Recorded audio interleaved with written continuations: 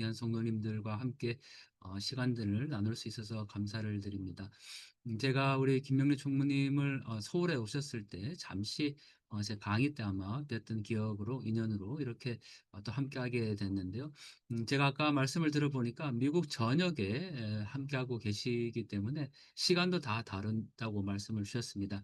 총무님께서 시공간을 초월해서 함께 지금 모였다고 말씀을 주셨는데요. 무엇보다 조국을 한 수도 있지 않으셨을 거고 또 분단된 조국의 아픔을 함께 나누면서 기도하셨으리라 생각되는데 오늘 이 시간에는 함께 북녘의 모습들을 보면서 우리가 어떻게 기도해야 될지 함께 나누면 좋겠습니다. 제가 잠깐 기도하고 시작하겠습니다. 하나님, 저희가 무엇이간데 나라와 민족을 위하여서 기도하게 하시고 또 이 시간 저 북녘 땅을 바라보게 하십니까? 조국이 분단되어서 아파하고 또 저 북녘 땅의 사람들이 살려달라고 외치는데 하나님, 세상이 그들을 바라보지 아니하고 또 그들을 외면하며 그렇게 이 시간들을 살아갑니다. 지금 이 순간에도 눈물 흘리며 바라보시는 그 하나님의 마음으로 저 북녘 땅 바라보게 하시고 우리가 이 자리에서 지금 여기에서 무엇을 할 수 있을지 함께 고민하며 또 그런 비전을 받는 귀한 시간 되도록 인도하여 주시옵소서. 주님께서 늘 동행하셔서 이 사진 한 장 한 장을 볼 터인데 그것이 그냥 신기하고 처음 바라보는 장면이 아니라 정말 저 북녘 땅의 사람들을 우리 마음 가운데 예수 그리스도의 심장으로 품을 수 있도록 성령님 인도하여 주시옵소서. 모든 시간들을 주님께 맡겨오며 예수님의 이름으로 기도드립니다. 아멘. 네, 에스겔서 16장 6절 말씀인데요. 제가 교독하겠습니다. 내가 내 곁을 지나갈 때에 내가 피투성이가 되어 발짓하는 것을 보고 내게 이르기를 너는 피투성이라도 살아있으라. 다시 이르기를 너는 피투성이라도 살아있으라. 이 말씀과 함께 나중에 다시 전하도록 하겠습니다. 네, 신의주가 있고요. 여기 이제 단둥이 있는데 우리는 이 단둥 중국 단둥에서부터 시작해서 여기 지금 남양이라는 곳까지 그렇게 어, 북한과 중국은 국경을 맞대고 있습니다. 거리상으로 보면 약 1,400km 정도 되는데요. 미국이 지난번에 제가 강의를 가니까 마일을 쓰더라고요. 킬로미터로. 네, 한 1,000마일 정도가 되는 거리 됩니다. 이 압록강과 두만강을 사이에 두고 이 북한과 중국이 경계를 짓고 있기 때문에 제가 여기에 가서 직접 사진을 찍습니다. 이 사진은 제가 직접 촬영한 건데요. 강 건너에 보이는 곳이 바로 북한입니다. 그리고 지금 보이는 강은 두만강입니다. 우리는 두만강과 압록강을 사이에 두고 중국과 북한이 경계를 짓고 있는데 저도 약 15년 전에 북한을 다녀온 적이 있습니다. 북한을 연구하는 학자가 북한을 직접 가야 하지만 지금은 갈 수 없고 또 중국에 가면 북한에서 나온 북한 사람들이 있습니다. 무역상이라든지 또 간부들이 나와서 저희가 가서 몰래 만나기도 하고 또 탈북민 관련 일을 하기 때문에 중국에 주로 갑니다. 가서 제가 이 1,400km를 이제 다니면서 북한의 모습들을 카메라에 담습니다. 지금 사용하고 있는 이 카메라는요. 사진에 보이는 거는 그 새를 찍는 고배율의 망원 렌즈입니다. 이 망원 렌즈로 강 건너 북한을 보면 북녘 주민들의 꾸미지 않은 살아있는 모습들을 확인할 수가 있죠. 왜 이렇게라도 사진을 찍어야 될까? 갈 수 없기 때문입니다. 그리고 북한 주민들이 어떻게 살아가고 있는지를 잘 알지 못하기 때문이죠. 하지만 여기에서 사진을 찍는 건 엄격히 금지되어 있습니다. 제가 여기를 다니면서 이렇게 기도했죠. 하나님, 제가 세상에 전해야 될 북한의 모습들은 꼭 볼 수 있는 눈을 열어주시고 중국 공안에 기능 가려달라고 그렇게 기도하면서 다녔던 사진들입니다. 교수님, 한 네. 가지, 네, 예, 소리가 좀 너무 작으셔서 아, 저희들에게 예, 소리 볼륨 좀 높여주시고 강의해 주시기를 부탁드립니다.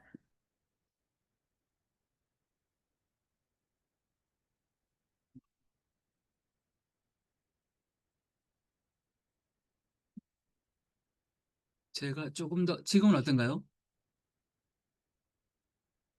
네, 마이크가 아마 이 앞에 별도로 있어서 그런 것 같은데. 네.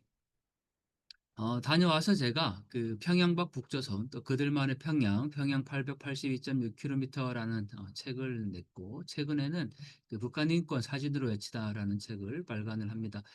이 북한 인권 사진으로 외치다라는 책을 영문으로 번역한 책이 바로 오른쪽에 보이는 Life in the Prison State라는 제목의 책입니다. 저는 북한을 평양과 지방으로 나누어서 봐야 된다라고 늘 주장하고 있습니다. 평양의 일부 모습들은 결코 북한의 전부가 아니라는 인식 때문이죠. 네, 사진 한 장 한 장을 이제 보겠습니다. 이 빨간색으로 표현된 게 자동차입니다. 그리고 파란색으로 보이는 게 사람입니다. 차와 사람이 저 정도 크기니까 이 옆에 있는 탑이 얼마나 큰지를 확인할 수가 있죠.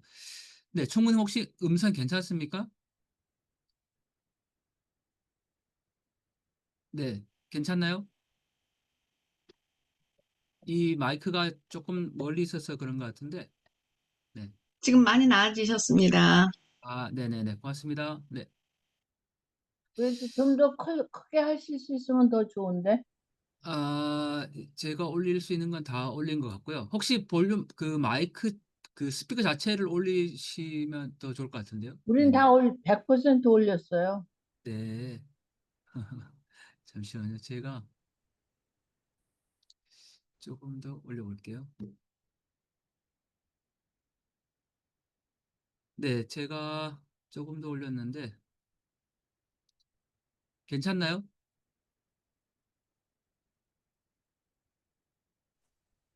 괜찮습니다. 네네네. 네, 맞습니다. 잠시만요. 제가 방법을 그러면,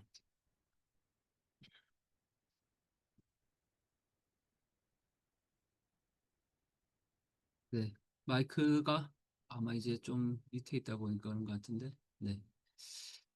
이 차와 사람이 이 정도 크기니까 이 옆에 있는 탑이 얼마나 큰지를 확인할 수가 있죠. 이 마을과 지금 보는 이 마을은 다른 마을입니다. 북한의 모든 마을에는 반드시 이 영생탑이라는 것이 세워져 있습니다. 이왜 영생탑일까? 탑에 이렇게 쓰여 있죠. 위대한 김일성 동지와 김정일 동지는 영원히 우리와 함께 계신다라고 쓰여 있습니다. 그래서 영생탑이죠. 우리는 사도신경을 통해서 영생을 고백합니다. 하지만 북한 주민들은 이렇게 사도신경이 아닌 실제 보이는 탑에서 영생을 이야기를 하고 있습니다. 지금 이 마을에는 특히 오른쪽에 보이는 게 영생탑이고 왼쪽에 있는 게 모자이크 벽화라는 겁니다. 김일성과 김정일의 모습을 이렇게 그림으로 형상을 해 놓은 거죠. 역시 이 모자이크 벽화도 영생탑과 함께 북한의 모든 마을에는 반드시 다 세워져 있습니다. 누군가가 이걸 훼손하면 그 사람은 정치범으로 간주를 합니다. 제가 이렇게 마을마다 다 세워져 있다라고 얘기를 하면 그게 어느 정도 규모인지를 잘 감이 오지를 않습니다. 그래서 하나의 마을을 제가 보여드릴 텐데, 이 철조망은 중국에서 세워놓은 겁니다. 제가 북한의 마을을 찍기 위해서는 중국의 높은 산 위에 올라가서 몰래 사진을 찍을 수밖에 없습니다. 이게 다 금지되어 있기 때문이죠. 이 철조망 너머로 북한의 마을이 보이는데요. 이게 철조망 때문에 잘 보이지가 않습니다. 그래서 제가 여기 철조망을 넘어서 안으로 들어갑니다. 그러면 이렇게 탁 트인 북한의 마을을 촬영할 수가 있죠. 여기에서 동그라미, 빨간색 동그라미는 제가 강조를 해 둔 건데 이 안에 뭐가 있을까요? 제가 왜 이거를 네, 표시를 해 뒀을까요? 이 부분만 한번 확대를 해보면 바로 이렇게 보입니다. 영생탑과 모자이크 벽화죠. 다시 한번 보시면 이 정도 되는 규모의 마을에 지금 동그라미 안에 있는 것이 영생탑과 모자이크 벽화입니다. 확대하면 이렇게 보입니다. 물론 이 모자이크 벽화에 있는 그림은 다 다를 수가 있지만 반드시 김일성과 김정일을 표현을 하고 있고, 최근에는 김정은을 그린 모자이크 벽화도 등장을 하고 있습니다. 우리나라 사회주의 제도 만세라는 큰 구호가 보이고 있고, 그 아래에 이 사각형으로 보이는 것이 공공 건물입니다. 그리고 가운데 지금 여기 보이는 게 북한 주민들이 살고 있는 집입니다. 이 마을이 밤이 되면 어떻게 변할까요? 네, 참고로 이제 강의 중에 혹시라도 그 사진을 보시면서 궁금하신 거나 있으면 바로바로 질문을 주셔도 되고, 또 제가 이렇게 현장이 아니지만 질문을 드리거든요. 답변할 수 있으면 네, 마이크를 음소거하시고 답변을 주셔도 괜찮습니다. 네, 이 가운데 부분 특히 제가 이제 빨간색으로 표시를 해뒀는데요. 이 마을이 밤이 되면 어떻게 변할 거라고 생각이 되십니까? 어떻게 변할까요? 네, 그냥 불이 불빛이 다 없을 것 꺼질까요? 같습니다. 마을엔 네, 불빛이 없을 것 같아요. 마을, 마을엔 불빛이 없을 것 없, 같다. 네. 네. 또 어떻게 될까요? 이 마을은 과연 밤이 되면요. 제가 낮에도 찍고 또 그 밤에 어떻게 될지 너무 궁금해서 밤에도 직접 한번 가서 찍어봤습니다. 이 마을은 밤이 되면 이렇게 변합니다. 다시 한번 비교해 보면 이게 낮이고 이게 밤입니다. 위에 있는 선전 구호와 아래쪽에 공공 건물에만 불이 들어왔고, 가운데 부분 주민들이 살고 있는 집에는 불이 전혀 들어오지를 않습니다. 다시 한번 비교해 보면 이런 모습이죠. 그런데 이 아래쪽에 보이는 공공 건물 가운데 이렇게 유독 빛나는 뭔가 하나 있었습니다. 빨간색으로 표현한 거는 제가 표시를 한 건데요. 이 빨간색으로 표시된 조형물을 확대를 해보면 이렇게 보입니다. 바로 앞서 말씀드린 모자이크 벽화죠. 김일성과 김정일의 모습입니다. 그런데 역시 이 모자이크 벽화를 밤에 또 촬영을 해보면 얼마나 이게 큰지를 확인하기가 어렵습니다. 그래서 제가 낮에 촬영한 사진과 함께 비교를 해 보겠습니다. 이 똑같은 조형물을 낮에 촬영한 모습이 바로 이렇습니다. 혹시 여기 그림판에 있는 사람 말고 이 사진 전체에서 사람을 한번 찾아보시겠습니까? 어디에 있을까요? 찾으셨습니까? 못 찾으셨습니까? 밑에 있네요. 밑에. 네, 다리에, 다리 네, 밑에 바로 위에. 다리 위에 있네요. 네. 여기가 바로 네. 사람. 여기 왼쪽에 사진 왼쪽에 보이는 게 유치원 타가소인데 아마 유치원 아이들과 이 선생님으로 보이는 성인 한 명이 서 있습니다. 이 정도 크기의 사람이니까 이 모자이크 벽화가 얼마나 큰지를 확인할 수가 있습니다. 그러면 제가 퀴즈를 하나 드리겠습니다. 북한에 이런 모자이크 벽화가 몇 개나 있을까요? 대략 음. 몇 개나 있을 거라고 생각이 되십니까?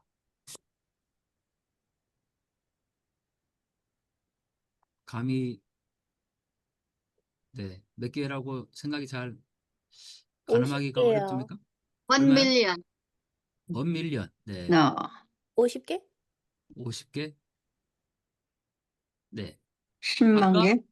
10만 개. 제가 요 정도 마을에 모자이크 벽화가 영생탑이 있다고 했습니다. 이거는 한국의 행정 단위로 치면 2단위 정도 되는 마을이죠. 그러면 북한의 이 정도 마을을 감안하면 대략 몇 개인지를 가늠할 수가 있을 것 같습니다. 하지만 정답은 우리가 뭐 50개, 5,000개, 몇만 개, 뭐 1밀리언 이렇게 이제 숫자로 얘기하면 오늘 밤이 새도 이 정답을 맞추기는 어렵습니다. 정답은 알 수 없다입니다. 셀 수 없다입니다. 음흠. 네. 왜 알 수 없냐면 김정은이 자신의 딸과 함께 작년 1월 7일에 광천 닭공장이라는 곳을 갑니다. 이걸 이제 북한에서는 현지 지도를 한다라고 얘기를 하는데, 그런데 1월 7일에 현지 지도 광천 닭공장에 갔는데 이 마을이 이 닭공장이 준공한 날은 1월 13일입니다. 그런데 1월 13일 날 준공식 때 보니까 역시 모자이크 벽화가 하나 세워져 있는데 이 사진이 바로 언제 사진이냐면 1월 7일에 찍은 사진입니다. 그러니까 6일 만에 이 모자이크 벽화 하나가 새롭게 세워진 거죠. 어떤 분들은 뭐 6일 만에 그림을 그리면 되지 않냐라고 이제 얘기를 이제 하시는데 이 모자이크 벽화는 페인팅을 하는 게 아니고 타일 조각 하나하나를 붙여서 만듭니다. 그리고 어떤 마을에 이 모자이크 벽화가 세워져 있었다고 하더라도 그 마을에 지금처럼 새롭게 공장이 서거나 특별한 건물이 들어서면 그 공장과 건물 안에 또 모자이크 벽화를 세웁니다. 지금 현재 진행형이라는 사실이죠. 그렇기 때문에 우리가 뭐 북한의 모자이크 벽화가 10,000개 있다라고 파악하더라도 오늘 세워지고 내일 또 세워지기 때문에 정확히 몇 개인지를 파악하기가 어렵습니다. 중요한 거는 이렇게 모자이크 벽화와 영생탑을 세워놓고 이걸 훼손하면 정치범으로 간주하는 곳에서 그곳에 종교의 자유가 있다라고 얘기를 하면 그건 맞지 않은 틀린 이야기라는 거죠. 우리가 통일을 얘기를 할 때 또는 북한 정권의 특징을 얘기를 할 때 단 하나만 기억하면 가장 정확할 것 같습니다. 바로 하나님이 계셔야 될 자리에 인간이 우상화되어 있다라는 사실이죠. 우리는 살아가면서 어떤 것도 우상이 될 수는 없습니다. 그런데 김일성, 김정일, 김정은의 그림을 그려놓은 그 모자이크 벽화를 누군가가 훼손하면 그걸 정치범으로 간주를 하는 곳에서 종교의 자유가 있다고 말하기는 어렵습니다. 네. 강변이 있고 돼지가 보이죠. 이 돼지는 생긴 건 뭐 멧돼지처럼 생겼지만 집돼지입니다. 저렇게 돼지를 그냥 방목을 하죠. 그리고 북한의 여성들이 나와서 지금 강변에서 빨래를 하는 장면입니다. 이 사진을 보면 뭐 색감도 굉장히 화려하고 또 강변에서 뭐 여유롭게 빨래를 하니까 아, 참 북한이 뭐 목가적이다, 낭만적이다 이렇게도 표현하시는 분들이 계십니다. 하지만 이 똑같은 장소를 겨울에 촬영을 하면 이런 모습입니다. 동역의 여성들이 강변에 나와서 빨래를 하고 물을 길어가는 장면이죠. 역시 빨래를 하고 있는 북한의 여성들입니다. 그 중에 한 분을 확대를 해보면 이렇게 보이죠. 제가 이 사진을 찍을 때 기온은 영하 30도 정도 됐습니다. 압록강의 체감 온도를 감안하면 영하 30도가 넘는 추위입니다. 아마 미국은 워낙 이 나라가 큰 곳이니까 뭐 영하 30도가 되는 곳도 있을 것도 같습니다. 그리고 또 그렇지만 한국에서는 영하 30도의 추위를 경험하기는 어렵습니다. 오늘 한국의 기온이 갑자기 이제 10도 이상 떨어져서 오늘 뭐 어제 기온보다 10도 이상 떨어졌지만 영하권은 아닙니다. 그런데 한국에서 지금 한파주의보가 내렸습니다. 영하 30도의 추위는 누군가가 날카로운 송곳으로 얼굴을 핥히고 있는 그런 느낌이죠. 제가 렌즈를 바꾸기 위해서 장갑을 벗으면 한두 건 찍기가 어렵습니다. 그런 곳에 북한의 여성들이 빨래를 하러 나옵니다. 이 강변에서 빨래를 한다라는 거는 그냥 집 앞에 뭐 강변이 있는 게 아니고 몇백 미터를 걸어와야 겨우 강변에 닿을 수가 있습니다. 네, 어떤 분들은 이 사진을 보고 이 돼지를 보고 야, 뭐 북한이 다 굶어 죽는다고 하더니 저렇게 돼지가 그냥 있다 뭐 이렇게도 말씀하시고 또 저렇게 그냥 돼지를 풀어놓으면 누군가가 그냥 저걸 잡아가지 않나 이렇게도 얘기를 하십니다. 그러니까 평소에 알고 있었던 늘 굶주리고 뭐 그런 북한이 아닌 걸로 지금 보여지게 되는 거죠. 그런데 이 돼지가 지금 어디에 있느냐가 중요합니다. 이거는 마을에 있는 게 아니고 강변에 있는 거죠. 북한 여성들이 이 지금 보는 강변에 빨래를 하러 나오기 위해서는 군인들이 철조망의 문을 열어줘야 강변에 들어올 수가 있습니다. 그러니까 이게 일반 주민들이 살고 있는 민가라면 저 대지를 저렇게 방목하기가 어렵지만 지금 군인들이 관리하고 있는 그 강변 안에 대지가 있기 때문에 이거는 군인들이 기르는 돼지로 추정을 할 수 있습니다. 그러니까 저 여성들이 뭐 저 돼지를 잡아서 어떻게 할 수가 없다는 거죠. 왜냐하면 몇백 미터를 가야 이 철조망이 있고 그 철조망을 넘어서야 겨우 여기까지 강변에 도달할 수가 있는 구조입니다. 역시 북한의 여성들이 얼음을 깨고 물을 길어가고 있죠. 이건 빨래를 하는 게 아니고 강변에서 한겨울에 물을 길어갑니다. 저와 여러분들은 자유롭게 물을 마시고 사용할 수 있습니다. 오늘도 아마 저도 나올 때 샤워기를 틀고 샤워를 했습니다. 수도꼭지만 틀면 뜨거운 물과 찬물이 콸콸콸 쏟아지죠. 탈북민들이 한국에 와서 가장 신기한 것이 뭐냐라고 물어보면 수도 꼭지를 틀어서 오른쪽으로 틀면 뜨거운 물이, 왼쪽으로 틀면 차가운 물이 나오는 게 너무 신기하다고 말할 정도입니다. 우리가 쉽게 사용하는 그 물 한 동이가 북한 주민들에게는 결코 일상이 아니라는 사실이죠. 이 사진은 어떤 마을을 제가 촬영을 한 건데요. 빨간색 동그라미는 제가 강조를 해 둔 겁니다. 뭘까요? 빨간색 동그라미 안에는 뭐가 있을까요? 뭐처럼 보이십니까?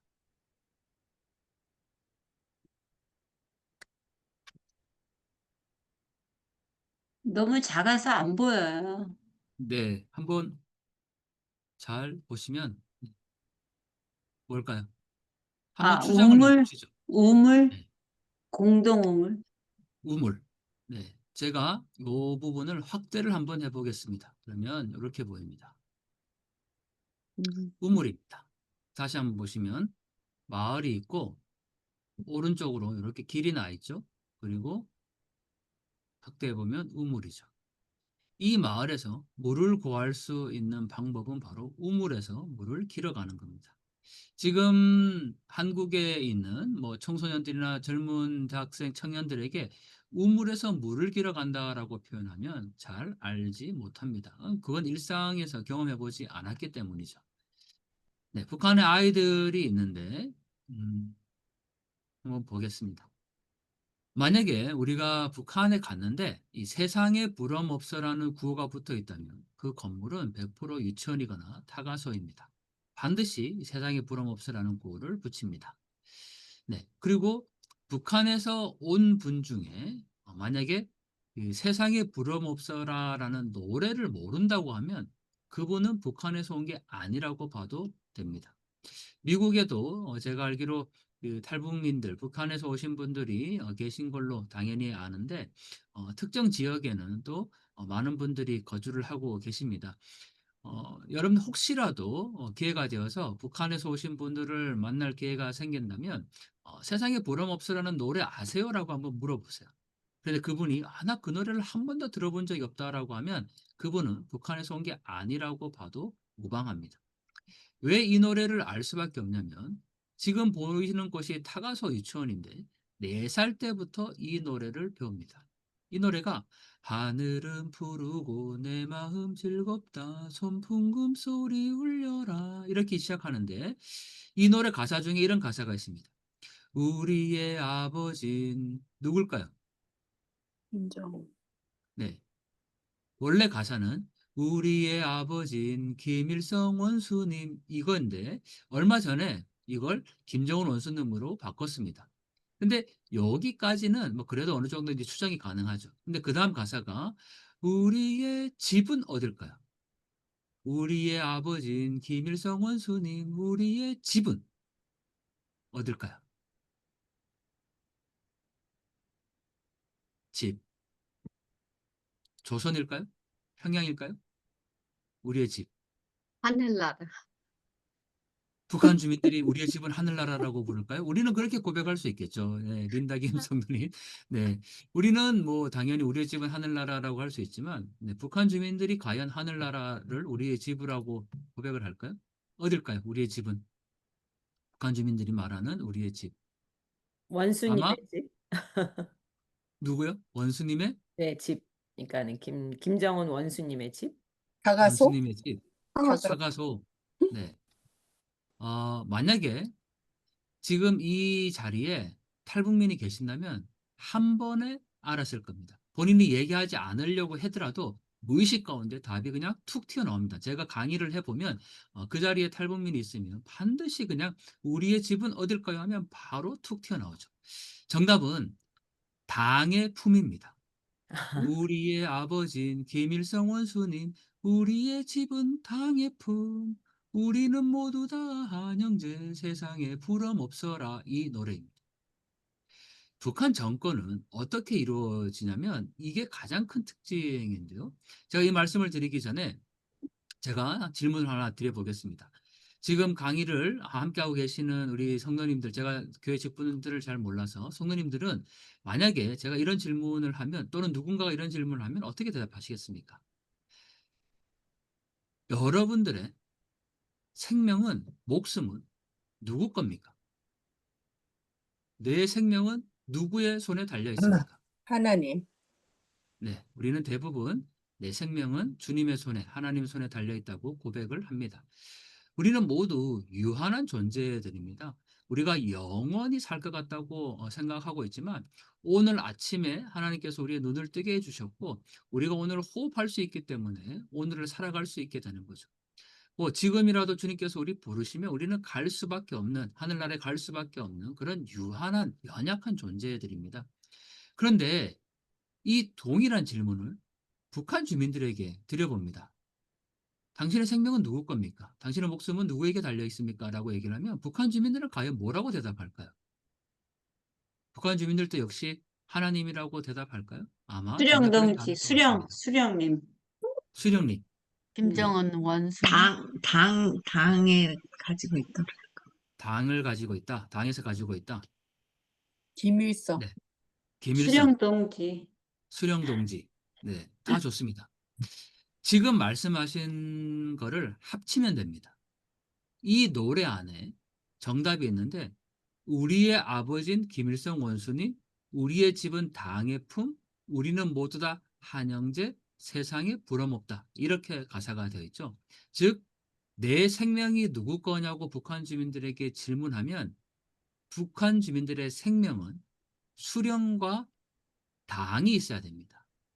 나는 혼자 존재할 수가 없는 존재입니다. 반드시 수령이라는 것, 당이라는 것, 이게 같이 있어야만 내가 삼위일체로 존재할 수가 있다라는 거죠. 우리가 삼위일체를 얘기를 하자면 북한도 삼위일체가 있습니다. 바로 수령과 당과 대중, 이 세 개가 같이 될 때 그 생명이 이루어질 수 있다라고 얘기를 하죠. 그게 북한 정권의 본질입니다. 우리가 왜 통일해야 되는가 또는 북한을 어떻게 바라봐야 되는가 여러 가지 논쟁이 있습니다. 한국에는 진보도 있고 보수도 있고 그렇습니다. 그렇지만 진보와 보수의 관점이 아니고 하나님의 관점에서 북한을 보면 하나님이 계셔야 될 자리에 인간이 우상화되어 있습니다. 그게 북한 정권의 본질입니다. 수령과 당과 대중이 하나 될 때 내가 존재한다. 우리는 하나님이 내 삶의 주인이다라고 고백을 하죠. 분명한 차이가 있습니다. 북녘의 아이들의 모습입니다. 강변에서 제가 촬영을 한 거죠. 북녘의 아이들은 일할 철이 되면 특히 농촌에서 이렇게 수확철이나 옥수수밭에 지금 일하고 있는 아이들의 모습들인데요. 대부분 다 일을 하러 갑니다. 네, 이 사진은 제가 찍은 사진 중에 가장 잔인한 사진이라고 표현을 하는데 원래 찍을 때는 이런 모습이 아니었습니다. 천길 낭떠러지 길에 트럭이 한 대 지나가고 있었고 제가 망원렌즈로 찍어와서 확대를 한 겁니다. 이 사진을 확대해 보니까 이 앞쪽에는 아이들이 타고 있고 뒤쪽에 남학생들이 타고 있죠. 앞쪽에 여학생이고 뒤쪽에 남학생입니다. 이 아이들이 지금 어디를 가고 있을까요? 일하러. 네, 일하러 가는 겁니다. 이걸 북한에서는 농촌 동원이라고 부릅니다. 한국에서는 가끔 농촌 체험 활동을 간다라고 표현을 하는데 농촌 체험과 농촌 동원은 엄격한 차이가 있습니다. 농촌 동원은 말 그대로 일을 하러 가는 겁니다. 할당량이 있어요. 만약에 지금 우리 성도님께서 생활하고 계시는 미국에서 이런 일이 벌어졌다면 어떻게 될까요? 또는 한국에서 이런 일이 벌어졌다면 어떻게 될까요? 사랑하는 자녀들을 학교에 보냈는데 그 땡볕에 온여름 땡볕에 화물차에 태워서 저 위험한 천길 낭떠러지 길을 지나서 농촌에 일을 하러 보냈습니다. 어떤 일이 벌어질까요? 아마 우리는 부모들 난리가 나죠. 데모하죠, 부모들이. 맞습니다. 난리가 나죠. 네, 아마 시위하고 네, 어떤 분들은 아동학대로 신고할 거다 이렇게도 얘기를 합니다. 우리가 북한에 관심을 갖는 건 바로 이 부분이죠. 내 아이가 한국에 있는 부모님이 내 아이가 소중해서 이런 일은 절대 있어서는 안 된다라고 그렇게 목소리를 높인다면 북한에 있는 아이들에게도 저렇게 해서는 안 된다고 말할 수 있어야 한다는 겁니다. 저는 그걸 거룩한 분노라고 표현을 합니다. 아동 노동은 엄격히 금지되어 있습니다. 지금 이 순간에도 북한의 아이들은 저렇게 일하는 현장으로 내몰리고 있다는 사실이죠. 이건 산일까요, 밭일까요? 산인데 밭이네요. 정답입니다. 산. 네, 정답입니다. 네, 산에 있는 밭이 정답이죠. 원래 산에는 뭐가 있어야 될까요? 나무. 네, 나무가 있어야죠. 하지만 제가 북중 국경에서 사진을 찍는 거리가 약 1000마일 정도 되는데 1000마일 동안 보이는 북한의 대부분의 산은 이렇게 나무가 없습니다. 아유, 황폐함 그 자체입니다. 지금 사진에서 보시는 이 산 꼭대기 여기 제일 위에까지도 다 밭입니다. 사진에 지금 담겨 있는 산이 굉장히 뭐 다 담을 수가 없어서 작아 보이지만 1000마일을 가는 동안 산에 나무가 없습니다. 제가 지금은 이제 중국에 추방이 되어서 갈 수가 없는 상황이 되었습니다. 예전에 그 추방이 되기 전에 이렇게 사진을 찍으러도 가지만 교회에서 비전 트립으로 북중 국경 답사를 비전 트립으로 가는 경우가 많이 있었습니다. 그러면 제가 직접 현장에 그분들을 모시고 가서 현장에서 이렇게 가이드를 했었는데 첫날 버스에서 가장 많이 하는 질문은 바로 저기 앞에 보이는 지역이 교수님 중국이에요? 북한이에요? 이런 질문을 굉장히 많이 하십니다. 첫날. 왜냐하면 버스를 타고 가면서 저기 지금 보이는 곳이 저게 북한인가 또는 중국인가 이렇게 궁금해하시고 헷갈려 하시거든요. 그런데 둘째 날이 되면 그 질문은 더 이상 하지 않습니다. 왜 하지 않을까요? 둘째 날부터는. 첫날에 봤던 그 모습 가운데 산에 나무가 있으면 100% 중국입니다. 저렇게 산에 나무가 없으면 그건 명확히 북한 지역입니다. 확연하게 구분이 됩니다. 왜 저렇게 나무를 다 없애고 밭을 경작을 했을까? 두 가지 이유가 있겠죠. 하나는 나무를 땔감으로 쓰기 때문입니다. 이 땔감으로 쓴다고 하니까 굉장히 그 낭만적인 모습을 생각을 하시더라고요. 제가 미국에 강의를 가서 어느 그 성도님 댁에 이제 있었는데 거실에 보니까 그 벽난로 같은 게 있었습니다. 그 이제 땔감으로 이렇게 이제 그 장작으로 쓰게 되는 거죠. 그런 땔감이 아닙니다. 그러니까 정말 난방이나 뭐 밥을 하나 짓기 위해서라도 반드시 이 나무로 땔감을 사용할 수밖에 없는 구조라는 거죠.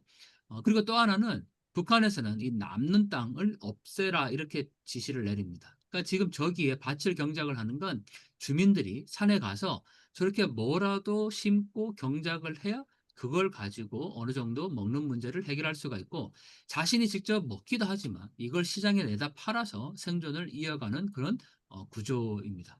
그러니까 북한에서 협동농장이 있다고 얘기를 하는데 그 협동농장은 이 사진에서 보시는 것처럼 아래쪽에 평지에 있는 걸 협동농장이라고 얘기를 하고 지금 이 산 위에 있는 거는 이거는 떼기밭, 분조 단위로 이루어지는 그렇게 남는 땅, 노는 땅을 경작한 거라고 보면 됩니다. 어, 이건 제가 아파트 창문을 촬영을 한 겁니다. 한 개 창문이 한 집이라고 한다면 가장 그나마 잘 살 것 같은 집은 어딜까요? 형편이 좀 나을 것 같은 집이요. 가운데 맨 왼쪽. 가운데 맨 왼쪽이면 네, 아니, 두 번째. 두 번째 집. 아마 요 집이 예. 제일 잘 살 것 같습니다. 왜냐하면 검은색으로 보이는 건 태양광 지별판이고 음. 노란색은 옥수수입니다. 그리고 빨간색으로 보이는 건 빨래 같은 거죠. 뭔가 집에 어쨌든 태양광 뭐 패널까지 있을 정도니까 형편이 좀 나을 것 같이 보이죠. 그러면 제일 형편이 어려울 것 같은 집은 어딜까요? 맨 아래쪽, 오른쪽. 맨 아래 오른쪽. 맨 아래 오른쪽 또는 맨 위에 예, 왼쪽. 코너집, 네, 예. 네.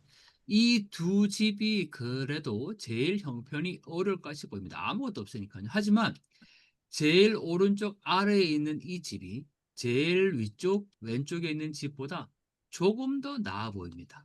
왜 그럴까요? 뭐가 보이십니까? 창문. 창문? 네. 오른쪽 아래에 있는 집은 창문에 비닐을 씌웠습니다. 비닐을. 네. 지금 보이는 이 창문에 어디에도 유리창은 없습니다. 다 뚫렸어요. 뚫렸고 그나마 비닐을 씌운 곳입니다. 지금 우리 성도님들께서 계시는 곳이 아마 뭐 집일 수도 있고 사무실일 수도 있고 또는 차일 수도 있습니다. 집에 창문에 유리창이 있다는 게 감사하다고 생각되지는 않을 겁니다.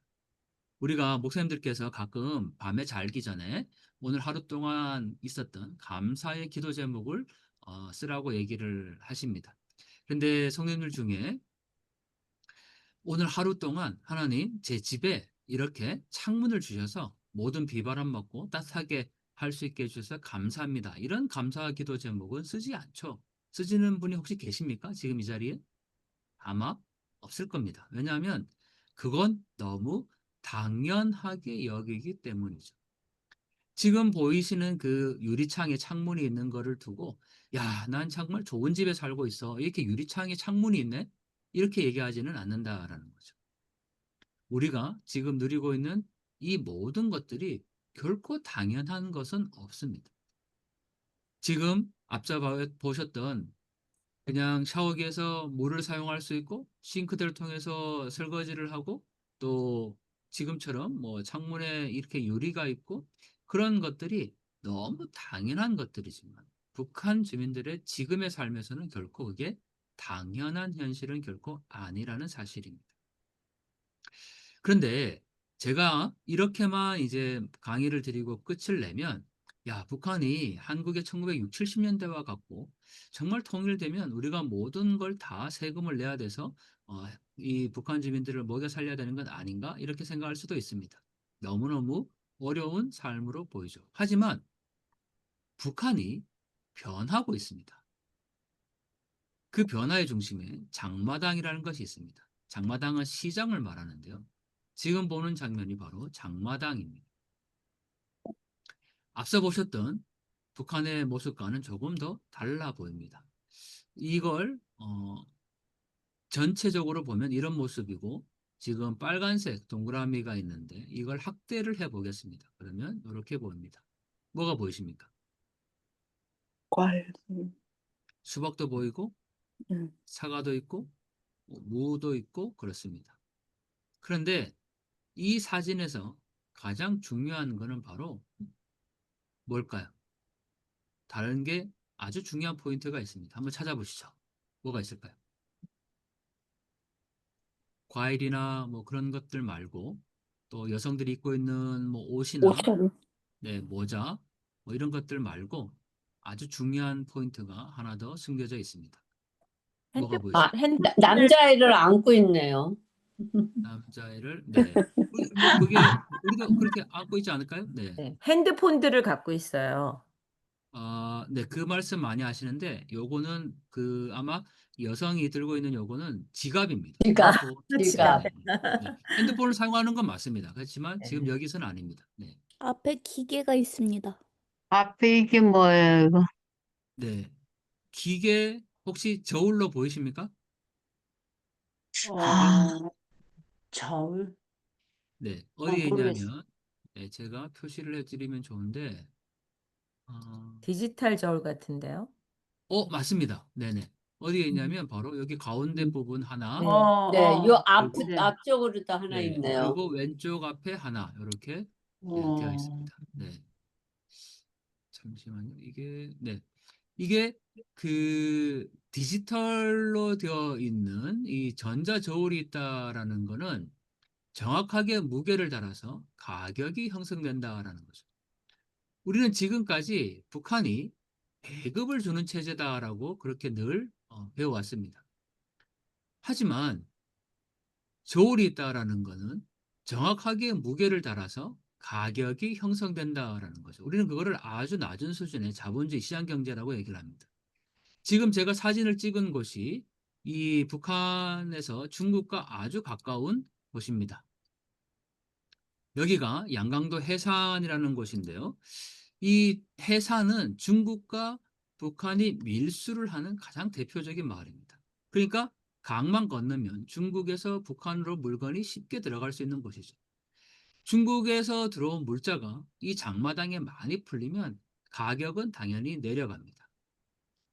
만약에 중국에서 들어오는 쌀이나 이런 물건들이 시장에 많이 풀리지 않으면 가격은 올라가죠. 우리가 흔히 얘기하는 시장 경제의 원칙입니다. 이러한 작동 원리가 지금 북한 내부의 시장 이 장마당을 통해서 이루어지고 있는데, 더 중요한 거는 이 장마당에서 지금 거래되고 판매되는 것이 지금 보는 것처럼 그냥 수박이나 뭐 이런 먹는 것뿐만 아니고 북한 당국이 엄격하게 통제하는 물건들도 있다라는 거죠. 그중에 대표적인 것이 바로 한국의 영화나 드라마를 볼 수 있는 장비들입니다. 제가 지금 여기 그 유튜브를 하는데요. 네, 강동완 TV라고 유튜브에 검색을 하면 제 유튜브가 있습니다. 왜 유튜브를 시작하게 됐냐면, 사진은 정지된 화면이잖아요. 근데 유튜브에는 영상이 있습니다. 제가 직접 현장에서 사진과 영상을 찍었는데, 사진은 책을 통해서 공개를 하면 되지만 이 영상은 뭐 방송 유튜브가 아닌 일반 방송을 통해서 공개하는데 좀 한계가 있었습니다. 그래서 제가 유튜브를 통해서 영상을 다 공개를 해뒀습니다. 왜 이 말씀을 드리냐면, 장마당이라는 거를 이렇게만 보면 그냥 정지된 화면입니다. 하지만 유튜브에는 영상이 있습니다. 그 영상 가운데 보면 뭐 지금까지 말씀드렸던 북한 여성이 빨래하는 장면, 아이들이 일하러 가는 장면, 모든 게 다 영상으로 남겨져 있습니다. 그리고 우리가 이 사진 속에서 보지 못하는, 물론 이제 영상 속에서도 확인하기는 어렵지만 장마당에서는 이런 물건들만 거래되는 게 아니고 북한 당국이 통제하는 것들, 남한의 영화나 드라마가 담긴 USB나 마이크로 SD 카드, 또 그걸 볼 수 있는 뭐 MP5라든지 또는 한국 화장품이라든지 한국 물건들이 이 장마당을 통해서 확산이 됩니다.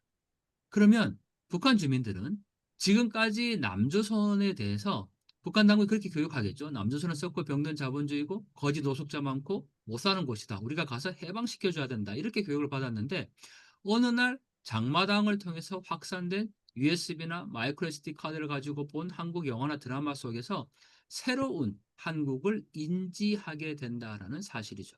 물론 그 영화나 드라마를 보는 것은 엄격히 금지되어 있습니다. 그래서 북한에서 최근 만든 법 중에 반동 사상 문화 배격법이라는 것이 있는데, 그 법은 한마디로 한국의 영화나 드라마를 조직적으로 유포하거나 많이 봤을 경우에는 최고 사형까지 시킨다는 조항입니다. 그럼에도 이러한 영상물의 확산이 북한 주민들을 통제할 수가 없다라는 사실이죠. 그만큼 이 정보가 북한 주민들을 깨우고 있다라고 봐도 무방합니다. 제가 조금 다른 이야기를 드려보려고 하는데요. 제가 쓴 책 중에 서해오도에서 북한 쓰레기를 줍다라는 책이 있습니다. 제가 중국에서 이제 추방이 되어서 더 이상 중국에 사진을 찍으러 또는 중국에 이제 갈 수 없는 상황이 되었습니다. 지금도 역시 이제 갈 수가 없는데, 그래서 제가 기도했습니다. 하나님, 제가 어디를 가야 북한을 촬영할 수 있고 또 연구를 계속 할 수 있습니까? 라고 기도하던 중에 하나님이 저에게 이 서해 5도를 말씀해 주셨습니다. 서해 5도는 백령도, 대청도, 소청도, 연평도를 말합니다. 인천에서 배를 타고 약 4시간을 가면 이 백령도에 닿게 되고 연평도까지는 2시간이 걸립니다.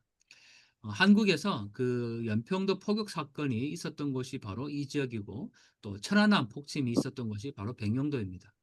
북한과 이 연평도 백령도는 거리상으로 불과 2km, 4km 정도가 떨어져 있습니다. 그러니까 섬에 가면 한눈에 북한을 내려다볼 수가 있습니다. 제가 여기에 가서 이 사진을 찍고 그 작업하는 중에 해안가에서 쓰레기를 찾게 됩니다. 그런데 여기는 그 해안가가 이제 북한과 마주하다 보니까 철조망이 다 채워져 있고 또 여기에 지뢰가 많습니다. 이렇게 실제로 지뢰 표지판을 곳곳에 세워놨죠. 그러다 보니까 사람들이 해안가에 이제 접근을 안 하니까 북한에서 떠밀려온 쓰레기가 가득 여기에 쌓여져 있습니다. 그걸 제가 주워서 연구를 이제 하는데, 그 중에 제가 주운 것 중에 이런 게 있습니다. 예, 딸기향 크림 속 사탕이라는 사탕 봉지입니다. 포장재죠. 왼쪽에 있는 건 헬로키티입니다. 오른쪽에 있는 건 북한이 짝퉁으로 만든 거예요. 카피한 겁니다. 헬로키티를. 네. 헬로키티는 눈이 검정색이죠. 북한이 카피한 건 눈이 빨간색입니다. 머리에는 딸기를 달고 있죠. 왜 빨간색일까요? 눈이. 아주 단순합니다. 바로 딸기향 사탕이기 때문에 그렇습니다. 이렇게 헬로키티는 머리에 리본을 달았지만 북한이 짝퉁으로 만든 건 딸기를 달고 또 눈도 빨갑니다. 바로 딸기라는 것을 직관적으로 디자인을 한 거죠. 한국에서 라면이 있습니다. 이 신라면이죠. 아마 미국에도 있을 겁니다. 네. 그런데 북한에서 만든 라면을 즉석국수라고 부릅니다. 왼쪽에 있는 즉석국수는 북한에서 만든 거고 오른쪽에 보이는 신라면은 한국에서 만든 거죠. 그런데 포장지를 보면 이 밑에 검은색, 노란색으로 보이는 이 라인이 거의 비슷합니다. 이거는 북한이 한국 라면을 따라했다고 볼 수 있는 부분이죠. 이거 우연이라고 하기에는 너무 똑같습니다. 오른쪽에 보면 소 캐릭터가 있죠. 위에 있는 소와 아래에 있는 소가 있습니다. 어떤 게 한국 소고 어떤 게 북한 소일까요? 구분이 되십니까?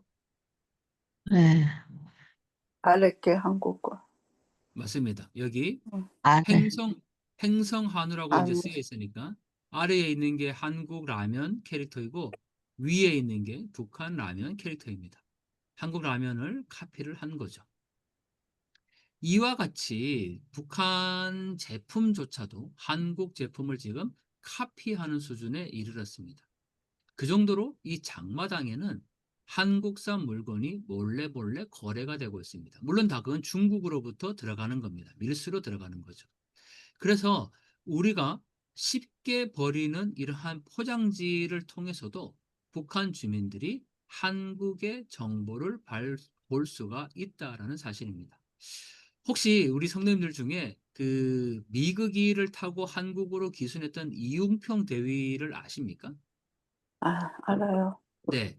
그 이웅평 대위가 기자회견을 할 때 뭐라고 얘기를 했냐면 이 한국의 그 상품 아마 제가 알기로 라면 봉지라고 알고 있는데 아마 그 다를 수는 있습니다. 하여튼 어쨌든 한국에서 생산한 그 포장지를 봤는데 그 포장지 안에 잘못된 제품은 교환하여 드립니다.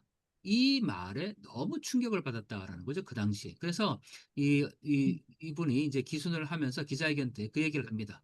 아니, 어떻게 잘못된 제품을 교환해 줄 수 있는가? 그러니까 저와 여러분들이 어떤 물건을 사면 거기에 들어가는 정보들, 특히 이제 한국 제품, 뭐 미국 말할 것도 없고 그 제품에는 소비자 보호와 권리를 위한 아주 상세한 내용들이 담겨져 있습니다. 심지어는 알러지 표기까지 다 되어 있죠. 제가 미국에 가서 정말 놀랬던 거는 뭐 이 미국이 정말 풍요로운 사회다라고 이제 얘기를 하는데 그 마트에 가보고 정말 깜짝 놀랐습니다. 북한 사람들이 이 미국의 마트를 보면 정말 어떻게 생각을 할까 이런 제가 그 느낌을 받았는데요. 뭐 사실 제가 이제 지금 미국에 갔다라고 이렇게 표현하고 있지만 미국이 워낙 크니까 미국에 갔다 이렇게 표현해서는 안 될 것 같아요. 오히려 이제 뭐 워싱턴에 갔다, 뭐 애틀란타에 갔다, 뭐 LA에 갔다 이렇게 이제 표현해야 되는 게 맞겠죠. 저는 이제 애틀란타하고 여러 지역들을 이제 다녀왔었는데 가는 곳곳마다 정말 미국이 얼마나 풍요롭다라는 것을 다시 한번 확인해 볼 수가 있었습니다. 특히 마트에 가서 그 모습을 봤죠. 북한 주민들이 이 장면을 보면 대체 어떻게 생각을 할까? 북한 당국이 지금 북한에서 뭐 라면을 만들고 뭐 이런 걸 이제 선전을 하는데 이렇게 많이 쌓여져 있는 풍요로운 그 물건들을 보면 북한 주민들이 어떤 생각을 할까라고 이 느꼈던 그런 기억들이 납니다. 그런데 여기서 또 이제 우리가 짚고 넘어가야 될 게 이렇게 그 뭐 라면을 만들고 하다 보니까 야 북한이 뭐 그럼 굉장히 잘 사나 이렇게 생각할 수 있지만 이거는 특정 공장에서만 생산되는 제품들입니다. 그리고 일반 주민들이 구하기는 어렵습니다. 북한에서 뇌물로 가장 많이 사용되는 게 담배인데 이 라면 한 봉지를 뇌물로 준다 이런 증언까지 나오고 있으니까 일반 주민들이 쉽게 라면을 구하기는 어렵죠. 특히 이것도 역시 제가 쓰레기로 주운 건데요. 이 신발은 북한에서 만든 제품입니다. 이 영란 너구리라는 캐릭터가 그려져 있죠. 북한에서 아주 유명한 캐릭터입니다. 뭐 북한에서 온 분들 중에 이 영란 너구리를 몰라도 북한에서 온 게 아니라고 할 수 있습니다. 그런데 자세히 보면 밑에 흰색으로 기운 게 보이죠. 신발을 꿰맨 겁니다. 저도 예전에 그 양말에 구멍이 나서 이렇게 뭐 꿰매 신어본 기억은 있지만 신발 저렇게 슬리퍼 샌들을 이렇게 흰 실로 꿰매서 신지는 않습니다. 지금 뭐 한국에도 뭐 그렇게 신발을 꿰매서 신지는 않죠. 이 모습들을 보면 북녘 주민들의 그 삶의 고단함을 다시 한번 확인해 볼 수가 있다라는 거죠. 이렇게 쓰레기를 주워서 또 북한을 계속 연구를 하면서 제가 느끼는 거는 북한 주민들의 삶이 지금 현재 굉장히 그 뭐 어렵다 이렇게 표현하는 것도 사실 좀 부족합니다. 그러니까 우리가 누리고 있는 그 당연한 일상들을 주민들이 결코 누리고 있지 못하다라는 걸로 확인이 되는 부분이죠. 자, 그러면 이제 우리가 어떻게 해야 될까를 아마 좀 고민을 해야 될 것 같습니다. 어떤 분들은 통일이 되면 북한에 가서 교회를 세우겠다 이렇게 비전을 갖고 있는 분도 계십니다. 물론 그 비전도 하나님께서 주신 아주 귀한 사명이죠. 하지만 저는 통일을 나중 언젠가 먼 훗날 이루어지는 일로 보지 않습니다. 나중 거기가 아니고 지금 여기에서 우리가 통일을 만들어 가야 된다라고 늘 주장을 합니다. 하나님은 우리에게 한국에 특히 그 탈북민들을 보내주셨습니다. 하지만 우리는 그 통일을 우리 일상 가운데서 생각하지 않습니다. 우리나라 지도를 한번 손으로 그려봐 주시겠습니까? 우리나라 지도. 뭐 이렇게 볼펜이 있으면 노트에 그려도 좋고 손으로 한번 그려봐 주시죠. 우리나라 지도를 어떻게 그리십니까? 한번 그려봐 주시죠. 우리나라 지도. 토끼. 네, 한번 그려봐 주시겠습니까? 네, 손으로 그려도 좋고, 네, 음. 아니면 뭐 직접 노트에 그리셔도 좋습니다. 혹시 우리나라 지도를 이렇게 그리신 성도님들 계십니까? 북한이 없는 반만. 아니요. 지금 한국에서 아이들에게 우리나라 지도를 그려보라 그러면 이렇게 반만 그리는 아이들이 있습니다. 그런데 그건 아이들이 잘못한 게 아니죠. 이 사진은 제가 7번 국도 어느 휴게소에서 촬영을 한 건데 7번 국도는 여기 부산을 출발해서 포항, 영덕, 울진, 속초를 지나서 강원도 고성까지 이르는 서위 한국의 동해안을 이어지는 도로가 바로 7번 국도입니다. 이 7번 국도를 사람들이 종착지를 여기 길이 이제 강원도 고성에서 끊어졌으니까 부산을 출발해서 강원도 고성이 7번 국도의 종점이다라고 생각을 하는데 7번 국도의 종점은 원래 어디까지 이어지는 길이냐면 함경북도 온성까지 가는 길입니다. 이 왼쪽에 지금 이렇게 그 돌 비석이 세워져 있는데 국도 7호선 종점이라고 쓰여 있죠. 구간이 부산시 중구를 출발해서 함경북도 온성군 유덕면까지 가는 게 7번 국도입니다. 온성은 지금 지도에서 보는 것처럼 한반도 제일 북쪽에 있는 곳입니다. 그러니까 부산에서 출발해서 원래 7번 국도를 타면 우리가 분단되어 있지 않다면 온성까지 길이 이어집니다. 근데 지금 여기에 이렇게 반만 그려져 있죠. 이게 지금 한국의 통일교육의 현실입니다. 그러니까 일상 가운데서 어디를 보나 통일을 다 우리가 생각할 수 있다면 굳이 왜 통일해야 되나 이런 얘기는 하지 않을 것 같습니다. 하지만 지금 우리의 교육은 그렇지 않다라는 거죠. 북한을 우리의 조국, 우리의 나라라고 지금 생각하지 않는 아이들이 이제 나타나기 시작을 합니다. 이 사진은 탈북민인데요. 저희가 어디 이제 바닷가에 가서 촬영을 한 건데 이 아이가 지금 바닷가에서 쓰고 있는 글을 자세히 보니까 엄마와 자기 이름을 씁니다. 이 아이는 중국에서 엄마랑 같이 왔다가 중국으로 탈북했다가 엄마가 잡혀서 북송이 됐습니다. 강제 북송이 된 거죠. 자기 혼자 한국에 들어온 겁니다. 이 아이의 소원은 엄마를 다시 만나는 것입니다. 그래서 바닷가에 엄마를 쓰고 하트를 그리고 자기 이름을 썼죠. 아파트가 한 채 보입니다. 이 청년, 역시 탈북민 청년입니다. 이 탈북민 청년이 살던 집이 바로 이 아파트입니다. 제가 중국에서 강변 너머로 촬영을 한 거죠. 그 마을이 바로 이 마을입니다. 강변 뚝에 사람들이 지금 넘어와서 물을 길러 가고 있죠. 이 청년이 어느 날 저에게 이렇게 얘기합니다.